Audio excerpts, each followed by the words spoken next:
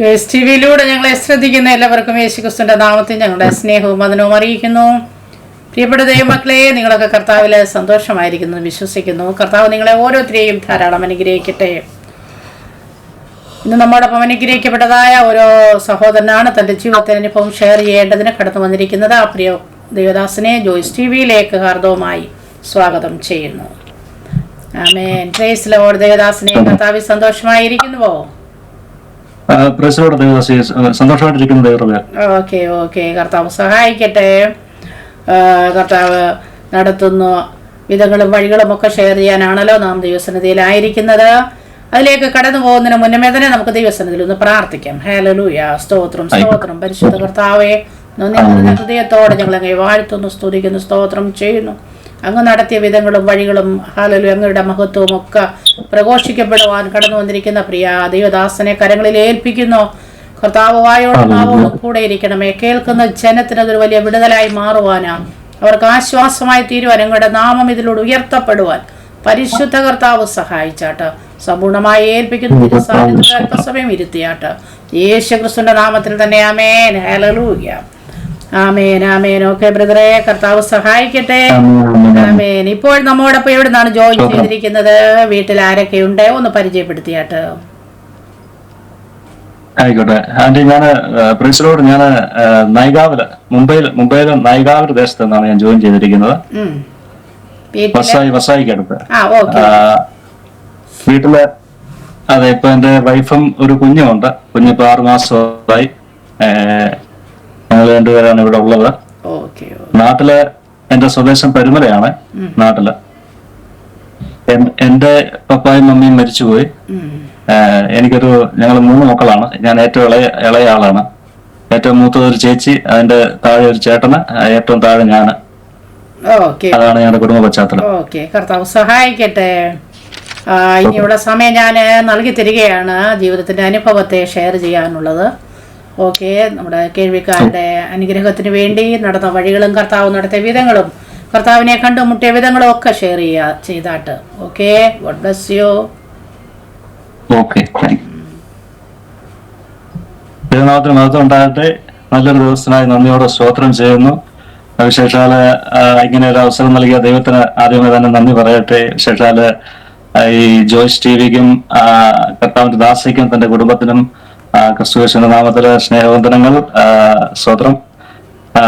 Joyce T വിയുടെ എല്ലാവിധമായ പ്രവർത്തനങ്ങൾക്കും അഭിനന്ദനങ്ങൾ. അനേകർ ഈ സാക്ഷ്യങ്ങൾ കേൾക്കുന്നുവല്ലോ.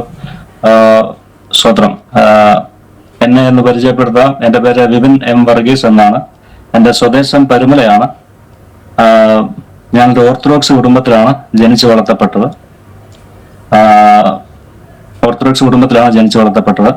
എന്റെ മാതാപിതാക്കള് രണ്ടുപേരും ഇപ്പോൾ ഈ ലോക ജീവിതത്തിൽ നിന്ന് മാറ്റപ്പെട്ടു. എന്റെ ഭവനത്തിലെ ഏറ്റവും ഇളയ മകനാണ്. ഞങ്ങൾ 3 മക്കളായിരുന്നു. 3 മക്കളിലെ ഏറ്റവും ഇളയ മകനാണ് ഞാൻ കർത്താവിനെ കണ്ടെത്തിയ സാക്ഷ്യമാണ് ദൈവനാമ മഹത്വത്തിനായിട്ട് ഈ ചാനൽ മുഖാന്തരം പറയുന്നത്. സ്വത്രം. എന്റെ ഭവനത്തില് ഞങ്ങളൊരു ഞങ്ങള് താമസിക്കുന്ന ഒരു കുടുംബത്തിലാണ്. അപ്പൊ എന്റെ അപ്പച്ചനും അമ്മച്ചിയും ഒക്കെ ഞങ്ങളോടൊപ്പം ഉണ്ടായിരുന്നു. അപ്പൊ ആ ഭവനത്തില് അപ്പച്ചനും അമ്മച്ചിക്ക് 7 മക്കളാണ്. അതിലേറ്റവും മൂത്തതാണ് എന്റെ പപ്പായ്ക്ക്. ഞങ്ങൾ അങ്ങനെ ഒരു ഭവനത്തിലായിരുന്നത്. അപ്പൊ എന്റെ അമ്മച്ചി നന്നായിട്ട് ദൈവത്തെ വിളിക്കുന്ന ഒരു അമ്മച്ചിയായിരുന്നു. നമ്മൾ രാത്രി 2 മണിക്കൊക്കെ എഴുന്നേറ്റ് നോക്കിയാലും അമ്മച്ചി വേദോത്സവമൊക്കെ വായിച്ചുകൊണ്ടൊക്കെ ഇരിക്കുന്ന ഒരു സാഹചര്യമായിരുന്നു. എന്നാലും ഞാൻ ഒരു യൗവന പ്രായത്തിലേക്ക് കടന്നു, ഹൈസ്കൂൾ വിദ്യാഭ്യാസത്തിലേക്ക് കടന്നപ്പോഴേ ഞാൻ അല്പസ്വല്പ രാഷ്ട്രീയത്തിലും അങ്ങനെയൊക്കെ മുമ്പോട്ട് പോകാൻ തുടങ്ങി. എനിക്ക് ഒരുപാട് കൂട്ടുകെട്ടുകളും സൗഹൃദ വലയങ്ങളും ഒക്കെ ആയിരുന്നു. ഞാൻ അങ്ങനെ ഒരു അല്പം രാഷ്ട്രീയവും ഒക്കെ ആയിട്ട് പോയി. എന്റെ വിദ്യാഭ്യാസമൊക്കെ നന്നായിട്ട് ഞാനങ്ങ് ഉഴപ്പി. ഞാൻ +2 വിദ്യാഭ്യാസത്തിന് ശേഷം ഞാൻ ഡിപ്ലോമയ്ക്ക് പഠിക്കാനായിട്ട് തമിഴ്നാട്ടിലേക്ക് കടന്നുപോയി. എന്നാൽ അവിടെ കടന്നു ചെന്നു അവിടെ ഒരു ചില കേസും വഴക്കിലും ഒക്കെ പെട്ട് എന്റെ വിദ്യാഭ്യാസം പൂർത്തീകരിക്കാൻ സാധിക്കാതെ എനിക്ക് മടങ്ങി വരേണ്ടതായിട്ട് വന്നു. ശേഷം ഞാൻ ഒരു ഡിപ്ലോമയുടെ സർട്ടിഫിക്കറ്റ് ഒക്കെ ഞാൻ അല്ലാതെ പൈസ കൊടുത്ത് മേടിച്ച് ഞാൻ അങ്ങനെ ജോലി ചെയ്ത് മുമ്പോട്ട് പോകുവാനിടയായി. സ്വതന്ത്രം. ഞാനത് പറയുന്നത് മുമ്പോട്ടുള്ള ജീവിതത്തിൽ അതിനൊരു പ്രാധാന്യമുണ്ട്, അതുകൊണ്ടാണ് പറയുന്നത്. അങ്ങനെ മുമ്പോട്ട് പോകുവാനിടയായി. സ്വതന്ത്രം.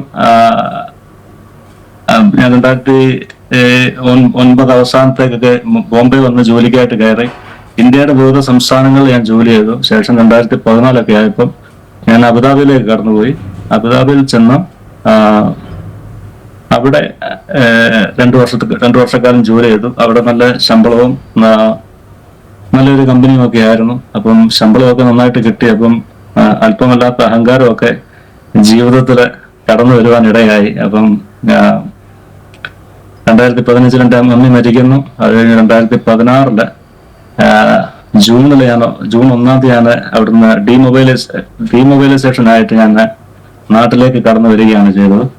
ഈ 2016 മുതലാണ് ഞാൻ പിന്നെ ഒരു 3 വർഷക്കാലം നാട്ടിലായിരുന്നു. ഞാൻ നാട്ടിലായിരുന്നു എന്ന് വെച്ചാല് എനിക്ക് അബുദാബി കിട്ടിയ അത്രയും ശമ്പളം എനിക്ക് ഇനിയും വേണമെന്നൊരു ചിന്തയില് ചില ഇന്റർവ്യൂ ഒക്കെ പാസ്സായെങ്കിലും ഞാൻ അതിന് കടന്നു പോയില്ല. എനിക്ക് ഖത്തറിലേക്കും നോർത്ത് ആഫ്രിക്കയിലും ഒക്കെ ഞാൻ ഇന്റർവ്യൂ പാസ്സായതാണ്. പക്ഷെ ശമ്പളം കുറവാണ് എന്ന് പറഞ്ഞ് ഞാൻ പോയില്ല. ശേഷം ഞാൻ കുവൈറ്റിലേക്ക് ഒരു ഇന്റർവ്യൂ പാസ്സായി. അവിടെ ശമ്പളമൊക്കെ ഉണ്ടായിരുന്നു. അവിടെ ഞാൻ പാസ്പോർട്ട് കൊണ്ട് കൊടുത്തു. ഏജൻസിക്കാർ പാസ്പോർട്ട് മേടിച്ച് വെച്ചിട്ട് 7 മാസക്കാലത്തോളം അവര് പ്രോസസ്സ് ചെയ്യാമെന്നും പറഞ്ഞിരുന്നു. എന്നാൽ ഒന്നും ആയില്ല. 7 മാസം കഴിഞ്ഞ ഒരു പാസ്പോർട്ട് തിരിച്ചു തരുവാനിടയായി. ശേഷം ഞാൻ ചെക്ക് റിപ്പബ്ലിക്കിലേക്ക് പോകാനായി ഞാനും എൻ്റെ ഒരു സുഹൃത്തോടെ ഒരു 1.5 ലക്ഷം രൂപ ഞാൻ ഞങ്ങളുടെ ഏജന്റിനെ ഏൽപ്പിച്ചു.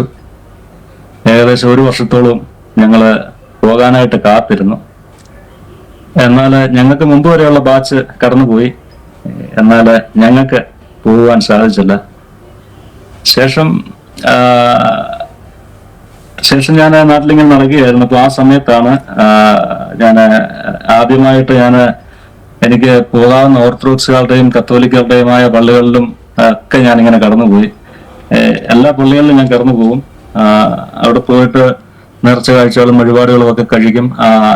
ചെയ്തിട്ട് ഞാനിങ്ങനെ പോരും. ഞാൻ പരുമല ആയതുകൊണ്ട് അറിയാമല്ലോ, പരുമല പള്ളിയുണ്ട്, മരണം പള്ളിയുണ്ട്, അങ്ങനെ പോലെ ഒരുപാട് പള്ളികൾ. ആ പള്ളികളിലൊക്കെ പോയി വേളാങ്കണ്ണി പള്ളി എന്ന് വേണ്ട എല്ലാ പള്ളികളിലും പോയി മടങ്ങി വന്നു. എന്നാൽ എന്റെ ജീവിതത്തില് എന്റെ യാതൊരു കാര്യത്തിലും മാറ്റമില്ല. 2016 ഞാൻ മടങ്ങി വരുമ്പോ എനിക്ക് 30 വയസ്സായിരുന്നു. ഈ പരുമലപ്പള്ളി എന്തോട് പ്രാർത്ഥിക്കുവാണോ അതോ നേർച്ച നേരുവാണോ? പരുമലപ്പള്ളി ഒരു പരുമല തിരുമേനി എന്ന് പറയുന്ന ഒരു തിരുമേനി അടക്കിയിരിക്കുന്ന പള്ളിയാണ്. അപ്പൊ അവിടെ നേർച്ചയും കാഴ്ചയൊക്കെയാണ്. അവിടെ പ്രാർത്ഥനയൊക്കെ ഉണ്ട്. തിരുമേനി കിടന്ന കട്ടിലൊക്കെ ഉണ്ട്. അതേ കെട്ടിപ്പിടിച്ച് കിടന്ന് കരയും ആൾക്കാർ. അതിനെ കെട്ടിപ്പിടിച്ച് പ്രാർത്ഥിക്കും. പിന്നെ കവറുണ്ട്, കവറെ പോയി കിടന്ന് പ്രാർത്ഥിക്കും. അങ്ങനെയൊക്കെയാണ് അവിടുത്തെ. അപ്പം ഇങ്ങനെ ഓരോ ഇങ്ങനെയൊക്കെ പോയി മരിച്ചവരോടൊക്കെ പ്രാർത്ഥിച്ച് സമയം കഴിച്ചു. എന്നാൽ പിന്നത്തേതില് യെശയ്യാ പ്രവാചകന്റെ പുസ്തകം വായിക്കുമ്പോൾ അതിന്റെ 8-ാം അധ്യായം 19-ാം വാക്യത്തില് ഇങ്ങനെ ഒരു വാക്യം ഇങ്ങനെ ചോദിക്കുന്നുണ്ട്: ജനം തങ്ങളുടെ ദൈവത്തോടല്ലയോ ചോദിക്കേണ്ടത്, ജീവനുള്ളവർക്ക് വേണ്ടി മരിച്ചവരോടോ ചോദിക്കേണ്ടത്? 2 ചോദ്യത്തിനായിട്ട് 2 ചോദ്യമാണ് അവിടെ ചോദിക്കുന്നത്. അപ്പം ജനം തങ്ങളുടെ ദൈവത്തോടാണ് ചോദിക്കേണ്ടത്, ജീവനുള്ളവർക്ക് വേണ്ടി മരിച്ചവരോടല്ല ചോദിക്കേണ്ടത്. ഞങ്ങളെ കേൾക്കുന്ന ഓരോരുത്തർക്ക് ഇതൊക്കെ ചിന്തിക്കുവാനൊരു കാരണമായി തീരട്ടെ. എനിക്ക് ആ സമയത്ത് എനിക്ക് അത്രയൊന്നും മനസ്സിലായില്ല. പിന്നത്തേതിൽ ബൈബിൾ വായിച്ചപ്പോഴാണ് എനിക്ക് ഈ വചനസത്യമൊക്കെ മനസ്സിലായത്. 115-ാം സങ്കീർത്തനം അതിന്റെ 17-ാം വാക്യത്തിൽ ഇങ്ങനെ പറയുന്നുണ്ട്: മരിച്ചവരും മൗനതയിൽ ഇറങ്ങിയവരാരും ദൈവത്തെ സ്തുതിക്കുന്നില്ല. ദൈവത്തെ സ്തുതിക്കുവാൻ പോലും കഴിയാത്തവര് എങ്ങനെ ദൈവത്തോട് പ്രാർത്ഥിച്ച് നിങ്ങളുടെ ആവശ്യങ്ങൾ നടത്തി തരുമെന്ന് സ്തോത്രം നമ്മൾ ചിന്തിക്കേണ്ടതായ ഒരു കാര്യം തന്നെയാണ്. സ്തോത്രം. ഇതിനുശേഷം ഇതെല്ലാം നടന്നു. ഇതിനുശേഷം ജ്യോതിഷന്മാരുടെ പുറകിന് പോകാൻ തുടങ്ങി. എന്റെ ജീവിതത്തിലെ 2 വിഷയങ്ങളാണ് എന്റെ മുമ്പിലുള്ളത്. ഒന്ന് ജോലി കിട്ടണം, ഒന്ന് വിവാഹം നടക്കണം. അപ്പം ജ്യോതിഷന്മാരുടെ പുറകിന് പോകാൻ തുടങ്ങി. ഇന്ന് കാണുന്ന ജ്യോതിഷനേക്കാളും ശ്രേഷ്ഠനായ ജ്യോതിഷന്റെ പുറകിന് പിന്നെ അടുത്ത പ്രാവശ്യം പോകാൻ തുടങ്ങി. അവര് പറയുന്ന പൂജയോ വഴിപാടോ അല്ലെങ്കിൽ എന്താണോ, ഇന്ന അമ്പലത്തിൽ പോയിന്നത് കൊടുക്കാനാണോ. ചിലർ പറയും നമ്മൾ ക്രിസ്ത്യാനികളായതുകൊണ്ട് പറയും നിങ്ങൾ ഇന്ന പള്ളിയിൽ പോയിന്നത് കൊടുത്താൽ മതി എന്ന് പറയും. അങ്ങനെ ഇവര് പറയുന്നതൊക്കെ ചെയ്ത് പൈസയൊക്കെ ഇതിന്റെ പുറകിൽ മുടക്കി ഇങ്ങനെ നടക്കുവാനിടയായി. ഞാൻ ഓർക്കുകയാണ്, തിരുവനന്തപുരം മുതൽ ഞാൻ തൃശ്ശൂർ വരെ ഞാൻ ഈ വിഷയത്തിൽ പോയിട്ടുണ്ട്. സ്തോത്രം. ഇതും ദൈവനാമത്തിനായിട്ട് പറയുന്നു. സ്തോത്രം. അതിനുശേഷം ഞാൻ വിചാരിച്ചു ഇവരുടെ ദൈവത്തിന് ശക്തി ഇല്ലാത്തത് കൊണ്ടായിരിക്കാം എന്ന് വിചാരിച്ചിട്ട് ഞാൻ മുസ്ലിങ്ങളുടെ ദൈവങ്ങളുടെ പുറകിന് പോകാനായിട്ട് തുടങ്ങി. അവരുടെ തങ്ങളെ കാണാനും അവര് പറയുന്ന ഇത് ചെയ്യുവാനും അവരുടെ പള്ളികളിൽ പോയി നേർച്ച കാഴ്ചകൾ കൊടുക്കാനും എന്റെ ജീവിതത്തിലേക്ക് കഷ്ടതകൾ മാറുവാനായിട്ട് ഞാൻ പോകാൻ തുടങ്ങി. അങ്ങനെ കടന്നു ചെന്നാൽ ജീവിതത്തിന് മാത്രം ഒരു മാറ്റവുമല്ല. നമ്മുടെ കയ്യിലിരിക്കുന്ന പൈസ അവർ മേടിക്കുന്നു, അല്ലെങ്കിൽ അവര് എന്തെങ്കിലുമൊക്കെ പറയുന്നു, പിടിക്കുന്നു. ഒരു ഡേറ്റ് അവർ പറയും, ഈ ഡേറ്റിലൊന്നും കാര്യങ്ങൾ നടക്കത്തില്ല. അങ്ങനെയായി. ഈ സമയത്ത് തന്നെ ഞാൻ പറയട്ടെ, ഞാൻ നന്നായിട്ട് ആ സമയത്ത് മദ്യപിക്കുന്ന സ്വഭാവം എനിക്കുണ്ടായിരുന്നു. സ്വതന്ത്രം നന്നായിട്ട് മദ്യപിക്കുമായിരുന്നു. അതായത് മമ്മി മരിച്ചു ആ സമയത്ത്, മമ്മി ഇല്ലല്ലോ. ഞാന് രാവിലെ പപ്പായ്ക്ക് വേണ്ടുന്ന ആഹാരങ്ങളെല്ലാം ക്രമീകരിച്ചിട്ട്, രാവിലത്തേക്ക് ഉച്ചക്കത്തേക്കുള്ള ആഹാരങ്ങളെല്ലാം ക്രമീകരിച്ചിട്ട് രാവിലെ ഒരു 9 മണിയൊക്കെ ആകുമ്പോൾ ഇറങ്ങിപ്പോയാൽ മദ്യപിക്കും. എന്നൊരു 1 മണിയാകുമ്പോഴാണ് വരുന്നത്. ചോറ് കഴിക്കും, കിടക്കും. പിന്നെ കിടന്ന് ഉറങ്ങിയിട്ട് വൈകിട്ട് 6 മണിയാകുമ്പോൾ എഴുന്നേറ്റാലും പപ്പായ്ക്ക് വേണ്ട ചപ്പാത്തിയൊക്കെ ഉണ്ടാക്കിയിട്ട് ഞാൻ പിന്നെ രാത്രി പോയി മദ്യപിക്കും, പിന്നെയും വന്ന് കിടക്കും. ഇങ്ങനെ ഒരു രീതിയിൽ അങ്ങ് പോവുക. ഭാവിയെ കുറിച്ചൊന്നും യാതൊരു ചിന്തയുമില്ല. ഇങ്ങനെയുള്ള നിലവാരത്തിൽ പോവുകയായിരുന്നു. സ്വത്രം. എന്നാൽ ഇങ്ങനെ കിടന്നുറങ്ങുന്ന ഈ സമയത്ത് ഒരു രാത്രിയിലാണ് എനിക്കൊരു ഞാൻ കിടന്നുറങ്ങുന്ന സമയത്ത് എന്നെ വാവ എന്ന് പേര് വിളിക്കുന്ന ഒരു സ്വരം ഞാൻ ചെവിയിൽ എന്റെ കേൾക്കുകയാണ്. വെളുപ്പിനെ 3 മണി സമയത്താണ് ഞാൻ ആ സ്വരം കേൾക്കുന്നത്. എന്നെ വീട്ടില് വാവ എന്നാണ് വിളിക്കുന്നത്. വെളുപ്പിനെ 3 മണി സമയം ഈ വിളി ഞാൻ കേട്ടപ്പോൾ ഭയങ്കര മുഴക്കമുള്ള ഒരു ശബ്ദമാണ്. ഞാൻ ഒറ്റ സെക്കൻഡിൽ ഞാൻ ചാടി എഴുന്നേറ്റ് നിലത്ത് നിന്നു. എന്തോ എന്ന് ഞാൻ വിളി കേട്ടു. പെട്ടെന്ന് എനിക്ക് തോന്നി, നീ പപ്പായ്ക്ക് വല്ലതും വയ്യാതായിട്ട് വിളിച്ചതാണോ? ഞാൻ ഓടി പപ്പായുടെ മുറിയിലേക്ക് ചെന്നു.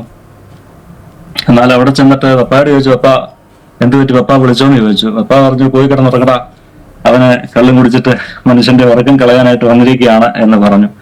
ഞാൻ തിരിച്ച് നടന്നു പോകുന്ന വഴിക്ക് എന്റെ മനസ്സില് ശൗമേൽ ബാലിനെ ദൈവം വിളിക്കുന്ന ആ ഒരു സംഭവം എന്റെ മനസ്സിലേക്ക് കടന്നു വന്നു. ഞാൻ വളരെ നാളുകൾക്ക് ശേഷം ഞാൻ ചെന്ന് കയ്യും കാലും മുഖമൊക്കെ കഴുകി ഞാൻ വന്നു ഒരു വിരിച്ച് പ്രാർത്ഥിക്കാനായിട്ട്, മുട്ടുകുത്തി പ്രാർത്ഥിക്കാനായിട്ട് നിന്നു. അന്ന് ഞാൻ ദൈവസന്നിധിയിൽ പ്രാർത്ഥിച്ചു. എന്നാൽ അന്ന് സംഭവിച്ച കാര്യം, ഞാൻ പിന്നത്തേതിൽ എന്റെ മാവിമാരോടൊക്കെ സംസാരിക്കുമ്പോൾ ഞാൻ പറയുമായിരുന്നു, അമ്മ ഞാൻ ഇരുട്ടുള്ളൊരു മുറിയിൽ നിൽക്കുകയായിരുന്നു. ആരോ എന്നെ എടുത്ത് വെളിച്ചമുള്ള ഒരു മുറിയിൽ കൊണ്ടുവച്ച ഒരു എനിക്ക് വ്യക്തമായിട്ട് എന്റെ ഉള്ളിൽ അറിയാൻ സാധിക്കുന്നുണ്ട് എന്ന് ഞാൻ പറയുമായിരുന്നു. സ്വതന്ത്രം. അപ്പം 1 പത്രോസ് 2:9 നമുക്ക് കാണാൻ സാധിക്കുമല്ലോ, നിങ്ങൾ അന്ധകാരത്തിൽ തന്റെ അത്ഭുത പ്രകാശത്തിലേക്ക് വിളിച്ചവൻ എന്ന് നമുക്ക് കാണാൻ സാധിക്കും. വാസ്തവമായിട്ടും ആ ഹൃദയത്തില് വന്ന ഒരു മാറ്റം അറിയുവാൻ സാധിച്ചു. മദ്യപാനം അല്ലെങ്കിൽ പുകവലി അങ്ങനെയുള്ള ചിന്തകളൊക്കെ പൂർണ്ണമായിട്ടും എന്റെ ഉള്ളിൽ നീങ്ങിപ്പോകാനിടയായി. സ്വതന്ത്രം. ശേഷം ഞാൻ 3 മാസക്കാലത്തോളം ഞാൻ ആ മുറിയിലിരുന്ന് പാട്ട് പാടുവാനും പ്രാർത്ഥിക്കുവാനും തുടങ്ങി. അപ്പൊ എനിക്ക് ആ സമയത്ത് മറ്റ് വേദ പുസ്തകമൊന്നും അറിയത്തില്ല. സങ്കീർത്തനങ്ങൾ വായിക്കും, പാട്ട് പാടും, പാട്ടൊക്കെ പാടാൻ അറിയാം. അങ്ങനെ പാട്ട് പാടുകയും പ്രാർത്ഥിക്കുകയൊക്കെ ചെയ്യുമായിരുന്നു. അന്ന് കൂടുതലായിട്ടും നമ്മുടെ പേഴ്സണലായ ആവശ്യങ്ങൾ പറഞ്ഞായിരിക്കും പ്രാർത്ഥിക്കുക. അന്ന് അങ്ങനെയുള്ള അറിവേ ഉള്ളൂ. അങ്ങനെയൊക്കെ പറഞ്ഞ് പ്രാർത്ഥിക്കുമായിരുന്നു. സ്വത്രം. ഏകദേശം 3 മാസക്കാലമായപ്പോൾ ഞാൻ എന്റെ ജ്യേഷ്ഠനോട് പറഞ്ഞു, അദ്ദേഹം സൗദിയിലായിരുന്നു കുടുംബമായിട്ട്. അപ്പൊ അദ്ദേഹത്തോട് ഞാൻ പറഞ്ഞു, എനിക്ക് സൗദിയിലേക്കൊന്ന് വരാൻ താല്പര്യമുണ്ട് എന്ന് പറഞ്ഞു. അദ്ദേഹം വർഷങ്ങളായിട്ട് എന്നോട് നേരത്തെ മുതലേ എന്നോട് പറയുന്നുണ്ട് സൗദി വാ എന്ന്. എന്നാൽ ഞാൻ പോകാതെ മാറി നിൽക്കുകയായിരുന്നു. അങ്ങനെ ഞാൻ സൗദിയിലേക്ക്, അദ്ദേഹം ഫ്രീ വിസ ആയിട്ട് എനിക്ക് എടുത്തു തന്നു. ഞാൻ സൗദിയിലേക്ക് കടന്നു ചെന്നു. അദ്ദേഹത്തിന്റെ കുടുംബത്തോടൊപ്പമായി സൗദിയിൽ ചെന്ന് ഏകദേശം 6 മാസത്തോളം ഞങ്ങൾ ജോലി അന്വേഷിച്ച് നടന്നു. അത് എന്റെ സഹോദരന്, അദ്ദേഹം ജോലിക്ക് പോകുമ്പോൾ എന്നെ കൂടെ കൊണ്ടുപോകും, വിവിധ കമ്പനികളിൽ കൊണ്ടുപോകും, പലയിടത്ത് കൊണ്ടുപോകും. എന്നാൽ ജോലിയൊന്നും കിട്ടാത്ത ഒരവസ്ഥയായിരുന്നു. ഞാൻ ഓർക്കുന്നു, ഇദ്ദേഹം എന്നെ കൊണ്ടുപോകാത്ത ദിവസങ്ങളിൽ ഞാൻ വീട്ടിൽ ഒറ്റയ്ക്കായിരിക്കും. അപ്പം ഞാൻ ഒരു പാവിരിച്ച് അവിടെ ഇരുന്ന് പ്രാർത്ഥിക്കും. ഞാൻ മുന്നമേ പറഞ്ഞല്ലോ, അബുദാബിയിലൊക്കെ ആയിരുന്ന സമയത്ത് നമ്മുടെ ഉള്ളിലൊരു അഹങ്കാരം ഉണ്ടായിരുന്നു.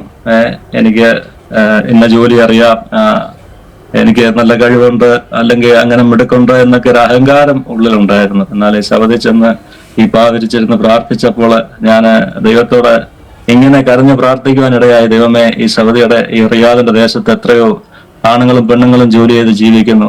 ഒരു നിസ്സാരമായ ഒരു ജോലി പോലും കണ്ടെത്തുവാൻ എനിക്ക് കഴിയുന്നില്ല. ഒരു കഴിവുമില്ലാത്തവനായ ദൈവമേ ഞാൻ മാറിയല്ലോ എന്ന് പറഞ്ഞ് ദൈവസന്നിധിയിൽ കരയുവാനും പ്രാർത്ഥിക്കുവാനും ഒക്കെ ആ സമയത്ത് ഇടയായി. ആ സമയത്ത് ഒരു ദിവസം എൻ്റെ ഒരു ബന്ധു എന്നെ വിളിച്ചിട്ട് പറഞ്ഞു, നീ ഇങ്ങനെ ഒരു മോനെ ഒരു നേർച്ച നേരണം. നീ ആ നേർച്ച എയർപോർട്ടിൽ നിന്ന് നേരെ കൃപാസനം മാതാവിൻ്റെ അടുത്ത് വന്ന് നേർച്ച കൊടുത്തിട്ടേ ഞാൻ വീട്ടിൽ പോകത്തുള്ളൂ എന്നൊരു നേർച്ച നേരണമെന്ന് അദ്ദേഹം എന്നോട് പറയാനിടയായി. സത്യം ആ സമയത്ത് ഞാൻ വേദോത്സവമൊക്കെ വായിച്ച് മനസ്സിലാക്കി വരുന്ന സന്ദർഭമായിരുന്നു. അപ്പൊ ഞാൻ ഇങ്ങനെ പറയാനിടയായി, മകൻ, ഞാൻ വേദോത്സവം വായിച്ചു, ഞാനൊരു ദൈവത്തെ കണ്ടുമുട്ടി, ഈ ദൈവത്തെ അല്ലാതെ ഞാനൊരു ദൈവത്തെ ഞാൻ വിളിക്കത്തില്ല എന്ന് പറയുവാനിടയായി. പെട്ടെന്ന് എന്നോട് പറഞ്ഞു, അതുകൊണ്ടാണ് നിനക്ക് ജോലിയൊന്നും കിട്ടാത്തത് എന്ന് ദേഷ്യത്തിൽ പറഞ്ഞാണ് അങ്ങനെ പറയുവാനിടയായി. എന്നാൽ ഞാൻ പറയാനിടയായി, എന്നാൽ ഇന്ന് മുതൽ ഒരു മാസം എന്റെ ദൈവം എനിക്ക് ജോലിയൊന്നും തന്നില്ല എങ്കിൽ അമ്മാവ് പറയുന്ന ഏത് ദൈവത്തെ ഞാൻ വിളിക്കാമെന്ന് പറയുവാനിടയായി. സ്വത്രം. എന്നാൽ അന്ന് വൈകിട്ട് തന്നെ എനിക്കൊരു ഇന്റർവ്യൂവിന്റെ കോള് വന്നു. ഞാൻ അരാംകോയുടെ ഒരു ഇന്റർവ്യൂവിനാണ് കടന്നു പോയത്. ഞാൻ നോക്കിയപ്പോൾ ഏകദേശം ഒരു 10-40-50 പേരോളം ഇന്റർവ്യൂവിന് ലൈൻ നിൽക്കുന്നുണ്ട്. എല്ലാ അരാംകോയുടെ എക്സ്പീരിയൻസ് ഉള്ള ആൾക്കാരാ. അതെനിക്ക് തോന്നുന്നു ഞാൻ മാത്രമുള്ളതായിരിക്കും അരാംകോ എക്സ്പീരിയൻസ് ഇല്ലാത്തത്. സാധാരണ അരാംകോ എക്സ്പീരിയൻസ് ഉള്ളവരെയാണ് എടുക്കുന്നത്. ഞാൻ ഈ പോയേക്കുന്ന ഒരു ഗ്യാസ് പ്ലാന്റിലാണ് ജോലിക്കായിട്ട് കടന്നു പോയത്. എന്നാൽ ആ ഇന്റർവ്യൂവില് ഞാനിങ്ങനെ ലൈൻ നിൽക്കുമ്പോൾ എന്റെ തൊട്ട് പുറകിൽ ഒരു തമിഴ് അണ്ണനാണ് നിൽക്കുന്നത്. അദ്ദേഹം 15-20 വർഷമായിട്ട് ഈ അരാംകോ പ്ലാന്റിൽ ജോലി ചെയ്യുന്ന ഭയങ്കര എക്സ്പീരിയൻസ് ഉള്ള സീനിയർ ആയിട്ടുള്ളൊരു ആളായിരുന്നു. എന്നാൽ ഇന്റർവ്യൂവിന്റെ അകത്തേക്ക് കയറുന്ന സന്ദർഭത്തില് ഞാൻ കയറേണ്ട സാഹചര്യത്തിൽ ഇദ്ദേഹം എന്റെ തോളത്ത് തൊട്ടിട്ട് പറഞ്ഞു, തമ്പി നീ നിൽക്കി, ഞാൻ പോകാമെന്ന് പറഞ്ഞു. അങ്ങനെ ഇദ്ദേഹം എന്നെ ക്രോസ് ചെയ്ത് കയറി പോകാനിടയായി. അപ്പം അകത്ത് ചെന്നപ്പോഴാണ് മനസ്സിലായത് അവിടെ 2 ആൾക്കാരായിരിക്കുന്നത്. ഒന്നൊരു ഫിലിപ്പീനയും മറ്റേത് അപ്പുറത്തൊരു മലയാളികളുമായിരിക്കുന്നത്. മലയാളികൾ 2 പേരും ഈ ഫിലിപ്പീനും ഒറ്റയ്ക്കുമായിരിക്കുന്നത്. മലയാളികളും വളരെ നന്നായിട്ട് തന്നെ ഇന്റർവ്യൂ എടുക്കുന്നുണ്ട്. പക്ഷെ ഞാൻ ഇന്റർവ്യൂവിന് ഇരുന്നു. ഞാൻ ഏകദേശം 3.5 വർഷത്തിന് ശേഷമാണ് ഞാൻ എന്റെ ജോലി സംബന്ധമായ ഇന്റർവ്യൂ അറ്റൻഡ് ചെയ്യുന്നത്. പക്ഷെ ആ ഇന്റർവ്യൂ ഞാൻ പാസ്സാകുവാൻ ദൈവകൃപയാൽ ഇടയായി. എനിക്ക് ആ ജോലി ലഭിക്കുവാനിടയായി. പക്ഷെ എന്നെ ക്രോസ് ചെയ്തു പോയ ആ അണ്ണൻ, അദ്ദേഹം ആ ഇന്റർവ്യൂ പരാജയപ്പെടുവാനിടയായി. സ്വത്രം. അങ്ങനെ അവിടെ 1 മാസം ഞാൻ ജോലി ചെയ്തു. 1 മാസം ജോലി ചെയ്തപ്പോഴാണ് കൊറോണ. 1 മാസത്തെ ശമ്പളം മേടിച്ചു കഴിഞ്ഞപ്പോഴാണ് കൊറോണയുടെ സ്റ്റാർട്ടിങ്. ആ കൊറോണയുടെ സ്റ്റാർട്ടിങ് ശേഷം 1 മാസം ഞങ്ങളെ ഗ്യാസ് പ്ലാന്റ് അടച്ചിട്ടിട്ട് ഞങ്ങളെ റൂമിൽ ഇരുത്തി. 1 മാസമായിട്ടും പിന്നെ ഇത് കുറയാത്തത് കൊണ്ട് ഞങ്ങളെയൊക്കെ അവര് പറഞ്ഞു വിടാനിടയായി. സ്വതന്ത്രം. വീണ്ടും ഞാൻ സൗദി റിയാദിന്റെ ദേശത്ത് വന്ന് എന്റെ സഹോദരന്റെ കുടുംബത്തോടൊപ്പമായിരുന്നു. വീണ്ടും ഞാൻ പ്രാർത്ഥിക്കുകയും ദൈവസന്നിധി ഇരിക്കുകയും വചനം വായിക്കുകയും ഒക്കെ ചെയ്തുകൊണ്ടിരുന്നു. സ്വതന്ത്രം. ശേഷമാണ് എനിക്കൊരു ജോലി ലഭിക്കുവാനും ഞാൻ പിന്നെ ആ ജോലിയിലേക്ക് പ്രവേശിക്കുവാനും ഒക്കെ ഇടയായത്. സ്വതന്ത്രം. ആ ജോലി എനിക്ക് ലഭിച്ചത് റിയാദിൽ നിന്നും ഏകദേശം 550 കിലോമീറ്റർ ദൂരം മാറിയാണ്. എന്റെ ജ്യേഷ്ഠന്റെ അടുത്ത് നിന്ന് 550 കിലോമീറ്റർ മാറിയാണ് ഈ ജോലി ചെയ്യുന്ന സ്ഥലം. അപ്പം അവിടെ ഞാൻ ജോലിക്കായിട്ട് കയറി. അപ്പൊ അതോടൊപ്പം തന്നെ എന്റെ ഒരു ജ്യേഷ്ഠന്റെ സുഹൃത്തുണ്ടായിരുന്നു. ഇദ്ദേഹം വളരെ ജ്ഞാനായ വിശ്വാസിയാണ്. ചെറുപ്പക്കാരനായ ഒരു സഹോദരൻ, 26-27 വയസ്സേ ഉള്ളൂ. പക്ഷെ താൻ ഭയങ്കര മദ്യപാനമായിരുന്നു. അപ്പൊ ഇദ്ദേഹത്തോട് ഞാൻ പേഴ്സണലായിട്ട് ഞാൻ ഫോൺ വിളിക്കുമ്പോഴും പേഴ്സണലായിട്ട് കാണുമ്പോഴും ഒക്കെ പറയുമായിരുന്നു, സഹോദര, ഞാനും ഇങ്ങനെയൊക്കെ മദ്യപിച്ച് നടന്നതാ. പക്ഷെ എന്റെ ജീവിതത്തിലെ മദ്യപാനം മാറ്റിയത് ഞാൻ ബൈബിൾ വായിച്ചത് കൊണ്ടാണ്. അതുകൊണ്ട് സഹോദരൻ ബൈബിൾ വായിച്ചാൽ ഈ മദ്യപാനം പൂർണ്ണമായിട്ട് മാറുമെന്ന് ഇദ്ദേഹത്തോട് ഞാൻ പറയുമായിരുന്നു. ഇദ്ദേഹം ആദ്യമൊന്നും അംഗീകരിച്ചില്ല. പിന്നെ അവസാനം ഇദ്ദേഹം പറഞ്ഞ് മൊബൈലിൽ ഡൗൺലോഡ് ചെയ്തിട്ട് വായിക്കാമെന്ന് പറഞ്ഞു. അപ്പൊ ഞാൻ പറഞ്ഞു, അങ്ങനെയല്ല, ഒരു ബൈബിള് നമുക്ക് സ്വന്തമായിട്ട് വേണം, നമ്മളത് മേടിച്ചു വെച്ച് വായിക്കണമെന്ന് പറഞ്ഞു. അപ്പൊ അങ്ങനെ ഇദ്ദേഹത്തിനൊരു ബൈബിള് മേടിച്ചു കൊടുക്കാൻ വേണ്ടി ഞാൻ എൻ്റെ ഒരു സുഹൃത്തിനെ വിളിച്ചു. അപ്പൊ അദ്ദേഹം മുഖാന്തരം റിയാദിലുള്ള ഒരു സഹോദരനെ പരിചയപ്പെട്ടു. അവരുടെ പാസ്റ്ററിന്റെ നമ്പർ എനിക്ക് വന്നു. പാസ്റ്ററിനെ ഞാൻ വിളിച്ചു. അദ്ദേഹത്തിന്റെ 2 ബൈബിളേ ഉള്ളായിരുന്നു. അദ്ദേഹത്തിന്റെ വൈഫിന്റെ ബൈബിള് അദ്ദേഹം ഈ സഹോദരനായിട്ട് കൊടുക്കാമെന്ന് പറഞ്ഞു.